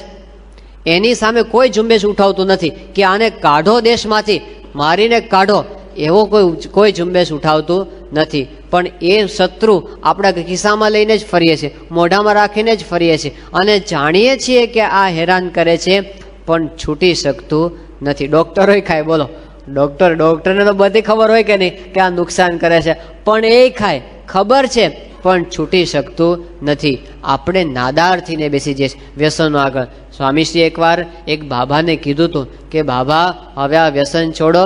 તો દાદા કે સ્વામી વ્યસન ન છૂટે, હવે બીડી ન છૂટે, કેમ કે આત્મા કોસવાઈ જાય. આત્મા કોચવાય એવું કરાય નહીં. હવે આમાં આત્મા કંઈ કોચવાતો નથી. કેટલાક કે બીડી ન પીએ તો સવારમાં જાજરું ઉતરતું નથી. હવે નાનપણમાં કેટલાય ઘોડિયા એમને બગાડતા હતા. કંઈક લોકો કે એ વખતે થોડા કંઈ બીડી પીતા આવ્યા હતા બધા, પણ આપણે ટેવ પાડેલી છે, એ ટેવ આપણે છોડી શકીએ છીએ. એવું બળ હિંમત રાખીને જો આપણે છોડીએ તો છૂટે. સંતના બળથી છૂટે, આપણા બળથી છૂટતું નથી. ઘણી વખત એવું થાય છે, આપણું મનોબળ ઓછું પડે. એકવાર સારંગપુરની અંદર ત્યાં સંતોને ટ્રેનિંગ સેન્ટર ચાલે છે, ત્યાં અમદાવાદથી એક પ્રોફેસર આવેલા એક ક્લાસ લેવા માટે. એનું નામ હતું પ્રોફેસર હસમુખભાઈ રાવલ, અને બહુ જ પોતે વિદ્વાન મેનેજમેન્ટના ફિલ્ડની અંદર છેલ્લા 30 વર્ષથી એમણે પોતે આ મેનેજમેન્ટની અંદર ખાસ કરીને મોટિવેશન સબ્જેક્ટ ઉપર બહુ પ્રવચનો આપ્યા હતા. મોટિવેશન ઉપર માસ્ટરી હતી એમની. એમણે પોતાના અનુભવની વાત કરી ત્યાં કે મારું 40 વર્ષથી એક વ્યસન હતું, બીડીનું વ્યસન. કેટલા વર્ષ, હું 9 વર્ષનો હતો ને, 9 વર્ષનો ત્યારથી મને, 9મા ધોરણમાં ભણતો હતો ત્યારથી મને વ્યસન લાગુ પડેલું. મારી પત્નીએ મને 100 વખત વાત કરી હશે કે આ વ્યસન તમે છોડી દો. 25 વખત મેં પ્રયત્ન કર્યા હશે વ્યસન છોડવાના, પણ છોડું અઠવાડિયું થઈને પાછું ચાલુ થઈ જાય. પણ આ 1.5 વર્ષ પહેલા પ્રમુખ સાંઈ મહારાજ અમદાવાદ પધારેલા અને હું એમના દર્શન કરવા માટે ગયો અને સ્વામી પાસે આવ્યો અને સ્વામીએ ખાલી મારી સામે એક દ્રષ્ટિ કરીને જોયું અને મારે માથે હાથ મૂક્યો. એ સમયથી વગર બોલે મારું વ્યસન ગયું. ફરીવાર મને સંકલ્પ થયો નથી. તો આપણા બળથી ન છૂટે, ઘણી વખત ભગવાન અને સંતના બળથી છૂટી જતું હોય તો એમને પ્રાર્થના કરવી, તો એ આપણને મદદ કરે. પણ મદદ ક્યારે કરે? આપણી દ્રઢતા હોય તો મદદ કરે. એ વિના આપણે જો ઢીલી વાત કરતા હોઈએ તો પછી એ મદદ કરે નહીં. તો આ વ્યસનને છોડવા માટેનો સંકલ્પ કરીએ તો આ ત્રીજો મુદ્દો છે, તો એમાંથી આપણે મુક્ત થઈ શકીએ. આ ત્રીજી વસ્તુ, કળિયુગનું ત્રીજું સ્થાન વ્યસન અને ચોથું સ્થાન છે વ્યભિચાર. ભારતીય સંસ્કૃતિ એ સંયમની સંસ્કૃતિ છે. આપણે ત્યાં પહેલેથી સંસ્કૃતિની અંદર સંયમને સ્થાન આપવામાં આવ્યું છે કે ગ્રહસ્થને પણ બ્રહ્મચર્ય વ્રત છે, એક નારી સદા બ્રહ્મચારી. તો એના માટે એવું વ્રત છે અને ત્યાગેશ્રમી માટે તો અષ્ટાંગ બ્રહ્મચર્ય વ્રત છે. પણ આ સંયમ સાથે તેન ત્યક્તેન ભુંજિતા, ભગવાને જે કાંઈ આપણને આ જગત બનાવીને આપ્યું છે એ કાંઈ પશુની જેમ વિષય ભોગવવા માટે નથી. તો વ્યભિચાર છે એ અનર્થનું મૂળ છે. આ વાત આજથી હજારો વર્ષો પહેલા ભાગવતમાં કહેવાય ગઈ છે. આજે અમેરિકાના લોકો કાન પકડીને આ વાત સ્વીકારતા થયા, કારણ કે એમને એઇડ્સ નામના એક રાજરોગની ભેટ પ્રાપ્ત થઈ છે. કૂદકે ને ભૂસકે વધતો જાય છે. 1981ની સાલમાં પહેલો વહેલો એઇડ્સનો દર્દી પ્રાપ્ત થયો હતો. પણ અત્યાર સુધીમાં આપણે જોઈએ છે કે કેટલા બધા લોકો, કરોડો લોકો આ એઇડ્સની થી પોતે દુઃખી થવા માંડ્યા છે. અમદાવાદની અંદર એકવાર એક પ્રસંગ બન્યો કે 23 વર્ષનો એક યુવાન, 23 વર્ષનો, છેલ્લી અવસ્થામાં પથારી ઉપર હતો અને છેલ્લા 6 મહિનાથી ભયંકર નરક જેવી યાતનાએ ભોગવતો હતો. એને ખબર પડી ગઈ કે હવે હું જાજુ જીવવાનો નથી. અને એ વખતે એને કોઈએ પ્રશ્ન પૂછ્યો કે તારી આ પરિસ્થિતિ કઈ રીતે થઈ? અને પેલા યુવાને જે જવાબ આપ્યો આંખમાં આંસુ સાથે, એમણે કીધું કે આજથી 2 વર્ષ પહેલાં એક વખત અમદાવાદની અંદર મારા મિત્રો સાથે હું નવરાત્રિના ગરબા જોવા માટે ગયો, એમાંથી મારી આ દશા થઈ છે. વિચાર કરજો, આજથી 30 વર્ષ પહેલાં આપણા ગરબા કેવા હતા અને અત્યારે શહેરના ગરબા કેવા થયા છે. આપણા ઉત્સવોની આવી પરિસ્થિતિ થઈ, એમાં જવાબદાર કોણ છે? આપણે જ. એની અંદર સાવ વલ્ગારિટી લાવી દીધી અને એમાંથી આપણે જોઈએ છે ભયંકર જેનું વર્ણન ન થાય એવા કિસ્સાઓ એક પછી એક હવે તો ખુલ્લેઆમ આવવા માંડે. આખો સમાજ જાણે છે પણ કોઈની તાકાત નથી કે એને પડકારી શકે. પ્રમુખ સાંઈ મહારાજે ઝુંબેશ ચલાવીશ. એ પોતે કહે છે કે અમારે સંસ્કૃતિની સામે વાંધો નથી, અમે તો આ ઉત્સવનું પ્રતિપાદન કરીએ છીએ, ઉત્સવમાં ભક્તિ છે, પણ એવા ઉત્સવો આપણે ન જોઈએ કે સંસ્કૃતિનું પતન કરી નાખે, ખલ્લાસ કરી નાખે. અત્યારે તો ખાલી નવરાત્રિનું ટાઇટલ રહ્યું, બાકી ક્લબો નાઇટ ક્લબો બની ગઈ, એનાથી વિશેષ કંઈ નથી. એવું આપણે જોઈએ.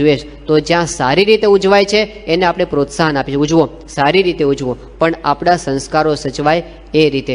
અને એની અંદર આ ભાગવત આપણને શીખવાડે છે કે પર નારી સદા, એને સદા માતા અને બહેન તુલ્ય તમે દેખો, એને દીકરીની જેમ જુઓ. અને એવી જ રીતે સ્ત્રીને પરસ્પર પુરુષ પ્રત્યે. જો આ થશે તો આપણી સંસ્કૃતિ બચશે. બાકી આપણે નામના હિન્દુ રહીશું, બાકી હિન્દુનું એકેય લક્ષણ આપણી અંદર રહેશે નહીં. તો આ વ્યભિચાર છે એ આપણી સંસ્કૃતિને ખલાસ કરે છે. એ કળિયુગનું સ્થાન છે. આ ચોથી વાત કરી, ત્રીજી વાત કરી, અને ચોથું કહે છે કલી ક્યાં છે? તો જ્યાં હિંસા થાય છે ત્યાં આગળ કલી પોતે નિવાસ કરીને રહે છે. વિવેકાનંદ સ્વામી જ્યારે શિકાગો ગયા હતા અને ત્યાં અમેરિકાના લોકો એને કતલખાનું જોવા લાગ્યા કે જુઓ અમે કેટલું સરસ કતલખાનું કર્યું કે આ બાજુથી તમે ગાયને ઊભી રાખો અને જ્યાં આ બાજુ નીકળે ત્યાં તો સરસ મજાના માંસના પેકેટ નીકળે, અને આ બાજુ હાડકાનો ભૂકો નીકળે, અને આ બાજુ એનું ચામડું જુદું નીકળી જાય, અને બધું વ્યવસ્થિત રીતે જુદું પડી જાય. વિવેકાનંદ સ્વામી કીધું કે આ અમારી ટેકનોલોજી છે. વિવેકાનંદ સ્વામી જોયું અને પછી એણે કીધું કે મને એક પ્રશ્ન પૂછવા દો. એ શું છે? કે હવે તમે એવું કરી શકો કે આ બાજુથી આ બધું તમે રો મટીરિયલ નાખો, પેલી બાજુથી આખી ગાય નીકળે, એવું થાય? આ રિવર્સ પ્રોસેસ થાય? એ તો અમારાથી કાંઈ થાય નહીં. તો કે જેને તમે જીવાડી શકતા નથી એને મારવાનો અધિકાર તમને નથી. આપણે મારતા શીખી ગયા. મારવું તો બહુ સહેલું છે, જીવાડવું એ અઘરું છે. તો હિંસા છે ત્યાં આગળ કોઈ દિવસ શાંતિ નથી. કારણ કે તુલસી હાય ગરીબ કી કભી ન ખાલી જાય. એ જે હાય છે ને એ જે ગાયને મારી હશે અને એ જે કુકડાને માર્યા હશે અને એની જે હાય છે એ આપણને સુખ લેવા દેતી નથી. આપણી આસુરી વૃત્તિ આખી કરી નાખે. તો આપણે ત્યાં એ નિષેધ કરવામાં આવ્યો છે કે હિંસાની અંદર ક્યારેય પડવું નહીં. આ ચોથું કારણ બતાવવામાં આવ્યું. અને પછી પાંચમું છેલ્લું સ્થાન જે ભાગવતની અંદર બતાવવામાં આવ્યું કે કલીનું મોટું સ્થાન છે, અતિશય સુવર્ણ ભેગું થાય, આ એનું સ્થાન છે.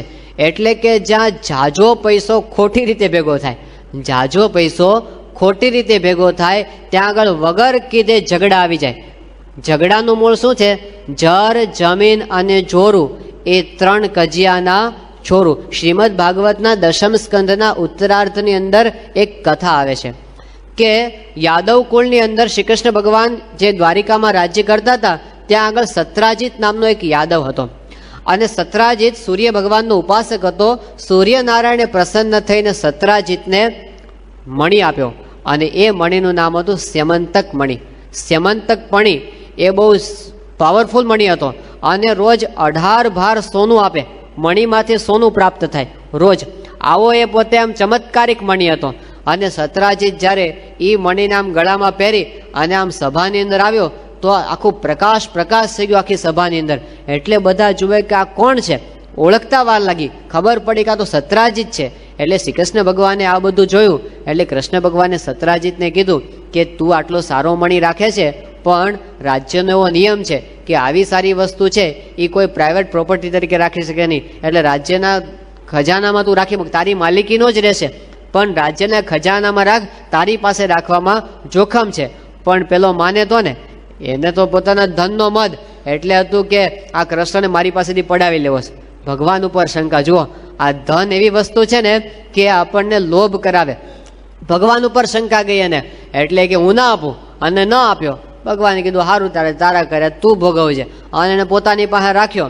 હવે એકવાર એવું થયું કે આ સત્રાજીત યાદવનો એક ભાઈ હતો, એનું નામ હતું પ્રસેન. એ પ્રસેન એક વખત જંગલની અંદર શિકાર કરવા માટે જતો હતો. તો એને થયું કે ચલો આપણે પેલો મણિ પહેરીને જઈએ આમ. એટલે ગળામાં મણિ નાખીને શિકાર કરવા ગયો અને જતો હતો. અને ત્યાં આગળ રસ્તામાં એક સિંહ મળ્યો અને સિંહનો શિકાર પ્રસેન કરે એ પેલા સિંહે પ્રસેનનો શિકાર કરી નાખ્યો, મારી નાખ્યો. હવે એને મારી તો નાખ્યો પણ પેલો મણિ ગયો તો સિંહને ગમી ગયો. એટલે એને પેલો મણિ લઈ લીધો અને સિંહ થયો હાલતો. અને જ્યાં જતો હતો ત્યાં સિંહને રસ્તામાં જાંબુવાન રીંછ મળ્યો. અને જાંબુવાને જોયું કે આ મણિ બહુ સારો છે આની પાસે, એટલે એને એ મેળવવાની ઈચ્છા થઈ. અને સિંહને અને જાંબુવાનને યુદ્ધ થયું અને એ યુદ્ધની અંદર સિંહને પણ મારી નાખ્યો અને જાંબુવાન પેલો મણિ લઈને પોતાની ગુફામાં જતો રહ્યો. હવે આ બાજુ પ્રસેન ગયો, 2 દાડા થયા પાછો ના આવ્યો. એટલે પેલા સત્રાજીતને શંકા ગઈ, બહુ તપાસ કરાવી ક્યાંય મળ્યો નહીં. એટલે એમને કોના ઉપર આળ નાખ્યું કે આ કૃષ્ણ જ છે. આ કૃષ્ણ મણિ માગતો હતો અને મેં ન આપ્યો એટલે મારા ભાઈને માંડીને મણિ એણે લઈ લીધો. ભગવાને કીધું આ તો મારા ઉપર હાવ અમથી અમથું આળ આવ્યું, હવે મારે આનો ઉપાય કરવો પડશે. એટલે એ પોતે પ્રસેનને શોધવા નીકળ્યા અને શોધતા જંગલમાં જોયું તો પ્રસેન તો મરી ગયો હતો. અને ત્યાંથી તો કોઈક સિંહના પગલા હતા. એટલે પછી સિંહના પગલે ભગવાન આગળ ચાલ્યા અને આગળ જઈને જોયું તો ત્યાં તો સિંહે મરી ગયો હતો. અને ત્યાંથી જાંબુવાનના પગલા, રીંછના પગલા, એ રીંછના પગલે ચાલતા એની ગુફામાં ગયા. અને પછી એ ગુફામાં જઈ અને જાંબુવાને પડકાર્યો કૃષ્ણ ભગવાને. અને જાંબુવાન સાથે કૃષ્ણ ભગવાનને શ્રીમદ ભાગવત કહે છે 18 દિવસ સુધી યુદ્ધ ચાલ્યું. અને ઘમસાણ યુદ્ધની અંદર જાંબુવાનને બરાબર માર પડ્યો. એટલે જાંબુવાન બહુ રાજી થયો.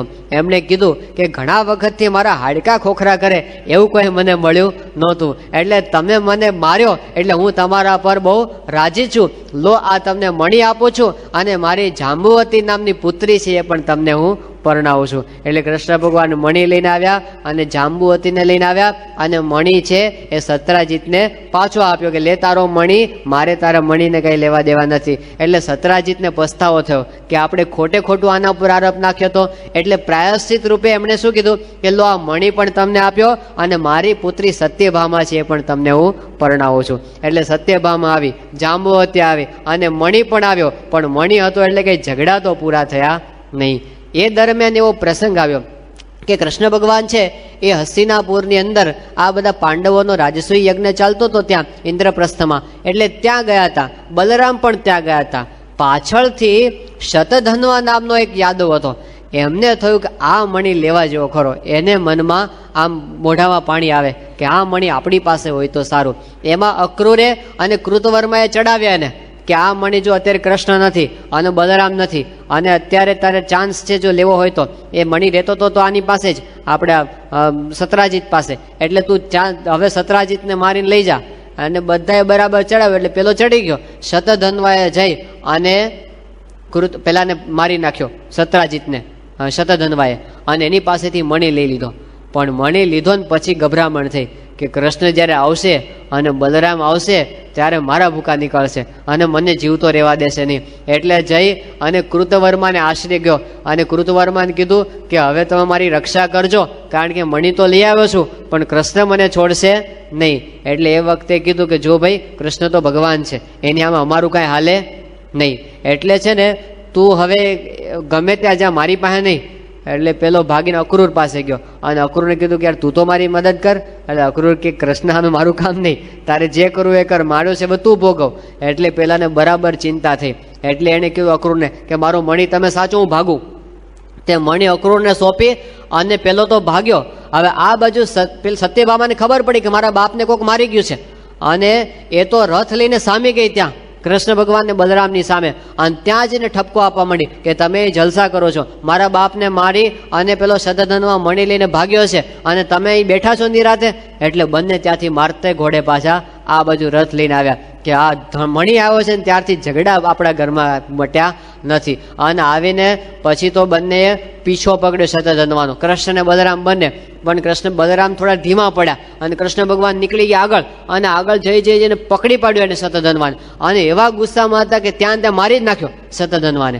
અને મારીને પછી એને ખિસ્સા ફંફોસ્યા તો મણી તો મળે જ નહીં. હવે જેના માટે માર્યો તો એ તો મળ્યો નહીં.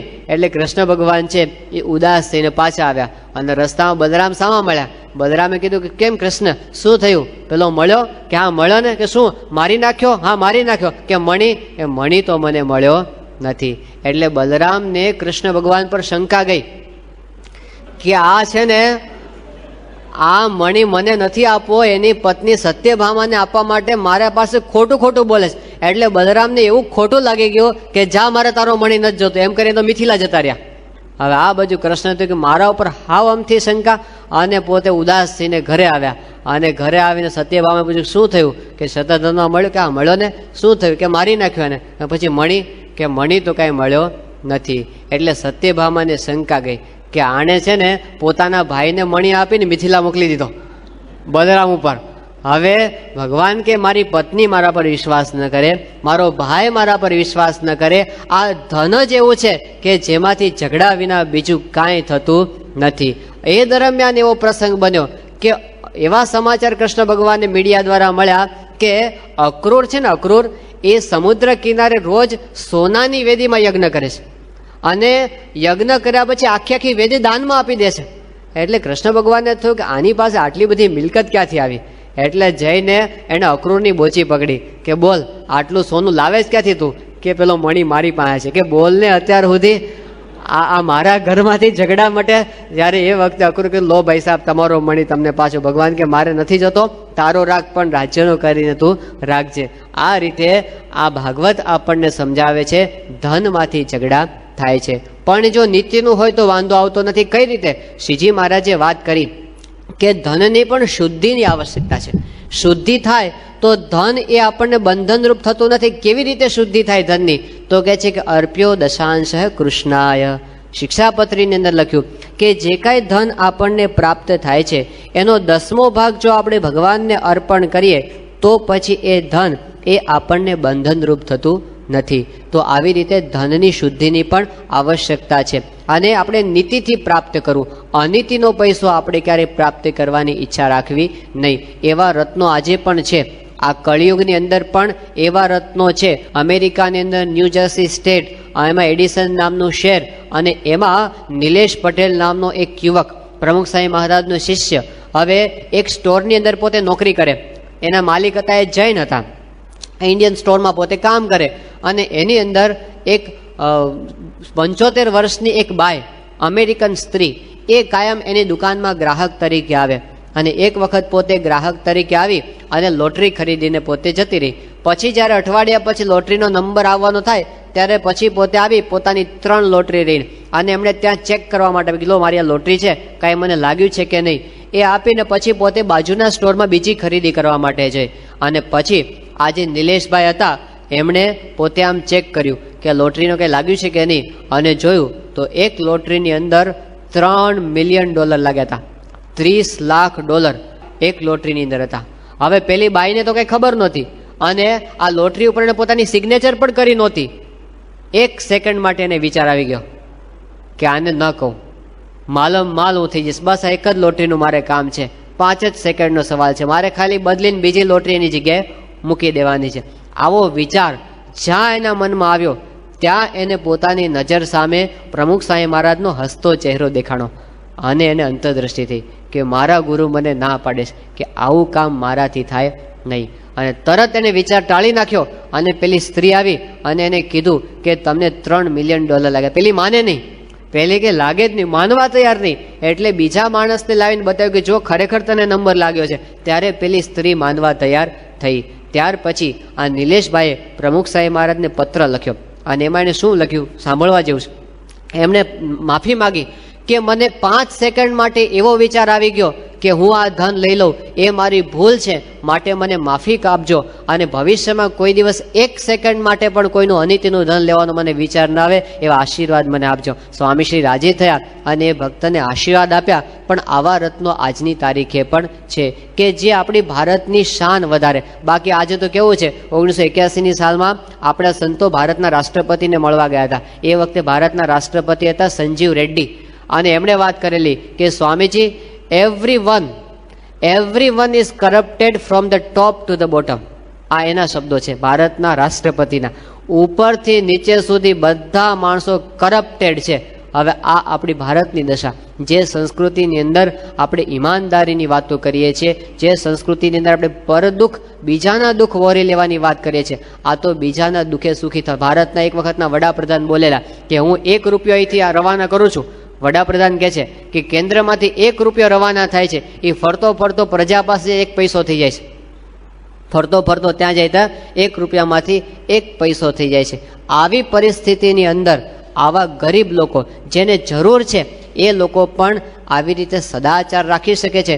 ભગવાન સ્વામિનારાયણના વખતમાં સગ્રામ, એને પેલો સોનાનો તોડો રસ્તામાંથી મળ્યો અને એની પત્ની પાછળ આવતી હતી. સગ્રામને થયું કે હું તો આ કોકના તોડાને અડવાનો નથી, પણ મારી પત્ની છે એની કદાચ દાનત ખરાબ થાય. એણે શું કર્યું, તરત એ તોડાની ઉપર ધૂળ વાળી દીધી અને આગળ ચાલવા માંડ્યા. એની પત્ની પાછળથી આવી અને એને પૂછ્યું કે તમે શું કરતા હતા?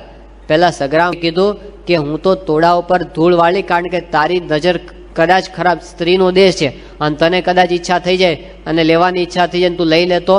ત્યારે એમની પેલી બાઈએ કીધું કે હું તો પારકા ધનને ધૂળ જ સમજુ છું, તમે ધૂળ ઉપર ધૂળ શું વાળી? તો આ કળિયુગની અંદર પણ સતયુગ છે. આ વ્યાખ્યાન આપણને સમજાવે છે શું? લોકો કહે છે ને કે સતયુગ આયેગા, સતયુગ આયેગા, પણ ભાગવત આપણને એમ કહે છે કે સતયુગ લાવો આપણા હાથમાં છે. આજે સતયુગ આવી શકે અને અત્યારે સતયુગ આવી શકે. ક્યારે? આપણે શુદ્ધ થઈ જાઓ. આખી પૃથ્વીમાં કાંટા પાથરેલા છે. હવે આપણે શું કરવું? આખી પૃથ્વીને ક્યારે મઢાવવા જવાના? શું કરવાનું? આપણા પગમાં જોડા પહેરી લેવાના. બાકી તો સતયુગની અંદર પણ એ વખતે પણ રાવણના માટે શું હતું? કળિયુગ જ હતો. ત્રેતાયુગની અંદર હતો તો પણ હિરણ્યકશિપુ માટે કે એ લોકો માટે કળિયુગ જ હતો. અને આ દ્વાપર યુગની અંદર હતા એ લોકોની અંદર પણ કંસ માટે તો કાયમ માટે કળિયુગ જ હતો, અને અત્યારે જો આપણે શુદ્ધ વર્તન રાખીએ તો આપણા માટે પણ સતયુગ. તો આ આખ્યાન સાંભળીને, ભાગવત સાંભળીને આપણે સંકલ્પ કરવાનો કે આપણી અંદર આપણે કળિયુગનો પ્રવેશ થવા દેવો નથી. આપણે વ્યસનથી દૂર આવો સંકલ્પ કરીએ તો પછી કથા સાંભળી સાર્થક. એક વખત અમેરિકાની અંદર એવું થયું કે એક યુવકે પેલી એસે સ્પર્ધા હતી, નિબંધ સ્પર્ધા ટીનેજર્સ માટેની, અને એની અંદર એવો વિષય રાખવામાં આવેલો કે how would you change the world, આખા વિશ્વને તમે કેવી રીતે બદલી નાખશો, આવો વિષય હતો. યુવાનોને પૂછો ત્યારે યુવાનોનો તો કેવા વિચાર આવે બધા, દુનિયા કો બદલ ડાલો, આમ કરી નાખીએ, તેમ કરી નાખીએ, બોર્ડરલેસ વર્લ્ડ કરી નાખીએ, ઇકોનોમી બદલી નાખીએ, જાત જાતના બધા નિબંધો લખીને આપ્યા હતા. પણ એમાં જે પહેલો નંબર જે કિશોરનો આવ્યો એણે પોતાના નિબંધમાં ખાલી 3 વાક્ય લખ્યા હતા, 3 જ વાક્ય, અને આખા અમેરિકામાં એનો પહેલો નંબર. એટલે બધાને બહુ આશ્ચર્ય થયું કે આણે 3 વાક્યમાં શું લખ્યા હશે. એટલે કીધું એનો નિબંધ જાહેર કર્યો, અને નિબંધની અંદર લખવામાં આવેલું, પહેલું વાક્ય લખેલું, આઈ એમ એ મિસ્ચેવિયસ બોય, હું એક તોફાની છોકરો છું, પોતાની ભૂલનો સ્વીકાર કર્યો અને પહેલા વાક્યમાં. બીજા વાક્યમાં લખ્યું કે my father wants to change me, મારા પપ્પા છે ને એ મને સુધારવા માગે છે. અને ત્રીજું વાક્ય, from today I shell obey all the commands of my father, હવેથી મારા પપ્પા કહેશે ને હું કરીશ. આટલામાં એનો નંબર. બધે કીધું આમાં એને શું નંબર આપી દીધું, શું વિશેષણ લખ્યું છે. ત્યારે નિર્ણાયકોએ કીધું કે બીજા બધાએ હવામાં તુક્કા લડાવેલા કે હું ઇઝરાયલને બદલી નાખું ને, પેલેસ્ટાઇનને બદલી નાખું ને, ઈરાકને બદલી નાખું. આ માણસ પોતાના ઉપર આવ્યો કે દુનિયાને બદલતા પહેલા કોને સુધારવાની જરૂર છે, પોતાને સુધારવાની. ટોલ્સ્ટોય હતા ને, ટોલ્સ્ટોય એકવાર પોતે પોતાનું કામ કરતા હતા, એમાં એનો નોકર આવ્યો અને ટેબલ પર પોતું મારીને જતો રહ્યો. એટલે ટોલ્સ્ટોએ પેલા નોકરને પાછો બોલાવ્યો અને કીધું કે તે શું કર્યું, કાંઈ ખબર પડી? કે હા સાહેબ, મેં ટેબલ સાફ કર્યું. કે તે ટેબલ સાફ કર્યું કે વધારે ગંદુ કર્યું જોતો ખરો. પેલું પોતું એટલું બધું ગંદુ હતું, ટેબલ ગંદુ કરીને જતો રહ્યો. એટલે ટોલ્સ્ટોએ કીધું કે ટેબલ સાફ કરતા પહેલા પોતું સાફ કરવાની જરૂર છે. એના પરથી એને સિદ્ધાંત આપ્યો કે સમાજને સુધારતા પહેલા આપણે પોતે, કેટલાક સમાજ સેવકો આવી જાય, સમાજ કો બદલ ડાલો, પણ પહેલા તારું તો બદલ ભાઈ. આપણે ના સુધારીએ ત્યાં સુધી બીજાને સુધારી શકાતા નથી. Charity begins at home. આપણા પોતાનેથી શરૂઆત થાય ત્યારે એ વાત એ લોકોના ઉપર અસર કરતી હોય છે. થોડા વર્ષો પહેલાં પ્રમુખ સ્વામી મહારાજ ત્યાં મુંબઈમાં બિરાજમાન હતા, અને ગુજરાતીના બહુ મોટા સાહિત્યકાર હરીન્દ્ર દવે આવેલા, અને એ વખતે સભાની અંદર એમણે પ્રવચનની અંદર વાત કરેલી. પ્રમુખ સ્વામી મહારાજને એમણે કીધું જાહેરમાં કે સ્વામી, તમે જેમ સારી સારી કથા વાર્તા કરો છો અને લોકોને ઉપદેશ આપો છો, એમ અમે પણ બધાને ઉપદેશ આપીએ છીએ અને વાતો કરીએ છીએ, પણ અમારી વાતોની કોઈને અસર થતી નથી, અને તમારી વાતોની બધાને અસર થાય છે, સાદી વાતોની પણ અસર થાય છે. એનું શું કારણ છે? એમણે કીધું હું જવાબ આપું. પોતે જવાબ આપ્યો. એમણે દ્રષ્ટાંત આપ્યું કે બેંકની અંદર આપણી પાસે બેલેન્સ ન હોય, 0 બેલેન્સ, અને પછી આપણે ચેક લખીએ 1 લાખ રૂપિયાનો, શું થાય? બાઉન્સ થઈને પાછો આવે, એમાં કંઈ હાથમાં આવે નહીં. એમ અમારી પાસે વર્તનનું બેલેન્સ નથી, અને અમે વાતો મોટી મોટી કરીએ છીએ, એટલે અમારા બધા ચેક બાઉન્સ થઈને પાછા આવે છે. અને તમારી પાસે વર્તનનું અબજોનું બેલેન્સ છે, તમારો ચેક ક્યારેય બાઉન્સ થતો નથી. એના હૃદયની આર પાર નીકળી જાય છે, કારણ કે સ્વામી પહેલાં પોતાના જીવનની અંદર મૂકે છે અને પછી બીજાને ઉપદેશ આપે છે, એટલે ત્યાગ કરાવી શકે છે. એના વચને લાખો એટલે વ્યસન મુક્ત થઈ શકે છે. એમના વચને યુવાનો ત્યાગાશ્રમ ગ્રહણ કરી લે છે. ભણેલા ગણેલા દેશના અને પરદેશના. એક જણને સિગારેટ તો છોડાવજો, ખબર પડે. ત્યાગ કરાવવો કેટલો કઠણ છે. એમને સંસાર ત્યાગ કરાવી દીધો. અને સંસાર ત્યાગ એટલે કેવો? અત્યારે 100 સંતો એવા છે, 100, જેણે અમેરિકાની અને લંડનની સિટીઝનશીપનો ત્યાગ કરીને ત્યાગાશ્રમની દીક્ષા લીધી છે. આપણે દોડીએ છીએ જેના માટે, અને એ બધો ત્યાગ કરીને આવી શકે છે. આ કલિયુગની અંદર પણ સતયુગ ઊભું કરી શકે. કોણ કરી શકે? એ સંત કરી શકે. સંતનું મોટું કાર્ય આ છે. ત્યાં નારદજી જંગલમાંથી પસાર થતા હતા, અને વાલિયો લૂંટારો આવ્યો, રત્નાકર, અને વાલિયાએ જોયું કે કોઈક મહાત્મા જાય છે, અને લાગ્યું સાધુ પાસે તો બહુ હોય બેલેન્સ, સાધુ પાસે તો એના બેંક બેલેન્સ બહુ મોટા હોય. એટલે એણે નારદજીને બરાબર પકડ્યા કે તમારી પાસે ભલે તમે આમ ધોતિયાને ગાતરે પહેર્યા, બાકી તમારી એક ચેકબુકમાં તમે શેર લખી નાખશો ને તો અમારી હાથ પેઢી તરી જશે. એટલે કીધું કે પકડું, તમારી પાસે જે હોય મને આપો. એ વખતે નારદજીને કીધું જે હોય એ મને આપી દો તમારી પાસે. એટલે નારદજીએ કીધું કે વાલિયા, તારા જેવો માગનારો પહેલો મળ્યો. કે કેમ? કે અત્યાર સુધી લોકો મારી પાસે કોઈક દીકરા માગતા હતા, કોઈક નોકરી માગતું હતું, કોઈક એવું કહેતું હતું મને સારું પાત્ર મળી જાય એવું માગતું હતું. તું પહેલી વાર એવો મળ્યો કે મારી પાસે જે છે એ તે માગ્યું. મારી પાસે તો ભગવાન છે, એ હું તને આપીશ. અને નારદજીએ વાલિયાને ભગવાન આપી દીધા અને વાલિયામાંથી કોણ બની ગયા? વાલ્મીકી ઋષિ. આ સંતનું કાર્ય છે. આખી દુનિયાના બધા અબજોપતિ માણસોએ ભેગા થઈ અને પોતાની બધી સંપત્તિ વાલિયાને આપી દીધી હોત તો પણ જે નારદજીએ વાલિયાને આપ્યું એ કોઈ આપી શકત નહીં. સંતનું કાર્ય આ છે. મીરાબાઈ અને નરસિંહ મહેતાએ શું કહે? એક પણ હોસ્પિટલ બાંધી નથી. લોકો એમ કે હોસ્પિટલો બાંધો, સ્કૂલો બાંધો. મીરાબાઈ કે હોસ્પિટલ બાંધી નથી, નરસિંહ મહેતાએ કે સ્કૂલ બાંધી નથી. અને છતાં પણ એ બધા કરતાં મોટું કાર્ય કર્યું છે નરસિંહ મહેતાએ અને મીરાબાઈએ. કારણ કે જે સ્કૂલ અને હોસ્પિટલ ન આપી શકે એ આપણને મીરા અને નરસિંહ મહેતાએ આપ્યું છે. એમણે આપણને એક દ્રષ્ટાંત આપ્યું કે આ દેહ કરીને આવો ભગવાનનો સાક્ષાત્કાર થઈ શકે. પોતાના જીવન દ્વારા એમણે આપણને ઉદાહરણ આપ્યું છે. તો સંતનું મુખ્ય કાર્ય આ છે કે એ આપણને ચારિત્ર શીખવાડે છે, ચારિત્રવાન સમાજ તૈયાર કરે છે. અને એ તૈયાર થાય ત્યારે પછી કાંઈ કરવાનું રહેતું નથી.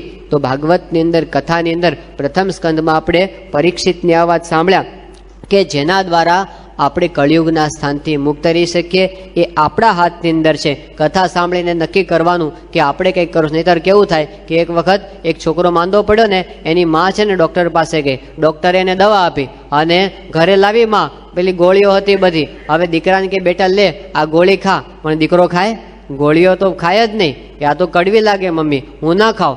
બહુ મહેનત કરી પણ દીકરો કોઈ રીતે ખાવા તૈયાર નહીં. એટલે પછી થયું કે હવે શું કરવું? એટલે એની માએ એક વિચાર કર્યો, બજારમાંથી પેંડા લઈ આવી અને પછી એક પેંડાની અંદર પેલી ગોળી અંદર ખોસી દીધી. અને પછી બેટેબલ કે બે પિન્ટુ અહીંયા આવતો, એટલે પેલો પિન્ટુ રમતો રમતો આવ્યો કે લે બેટા આ પેંડો ખાઈ જા. અને પછી પેલાને પેંડો આપ્યો. એટલે છોકરો તો રાજી થઈ ગયો, પેંડો લઈને રમતો રમતો બહાર ગયો. 10 મિનિટ થઈ ને એટલે પાછો આવ્યો. એની માએ કીધું કે કેમ બેટા પેંડો ખાઈ ગયો ને? કે હા બે મમ્મી, પેંડો ખાઈ ગયો અને ઠળિયો ફેંકી દીધો. હવે ઠળિયો ફેંકવા માટે નહોતો, ઠળિયા માટે તો એ પેંડો હતો. એમ જેટલી કાંઈ કથા વાર્તા થશે અને વાતો થશે એમાં વાતો હશે, દ્રષ્ટાંતો આવશે, ઓઠાય આવશે, હસવાનું, પણ એ બધું શું છે? પેંડો. પણ એની સાથે સાથે ઠળિયો ફેંકી દેતા નહીં. આપણે અહીંથી ખંખેરીને ઊભા થવું નથી. પણ ફ્રોમ ટુડે, પેલા છોકરાએ સંકલ્પ કર્યો ને, from today I shell obey all the commands of my father.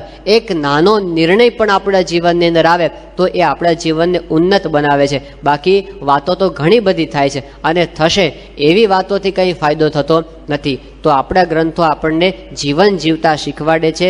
એ જીવન જીવવાની કળા આપણા હાથમાં આવે એ ભગવાનના ચરણોમાં પ્રાર્થના કરીએ. સહજાનંદ સ્વામી મહારાજની જય.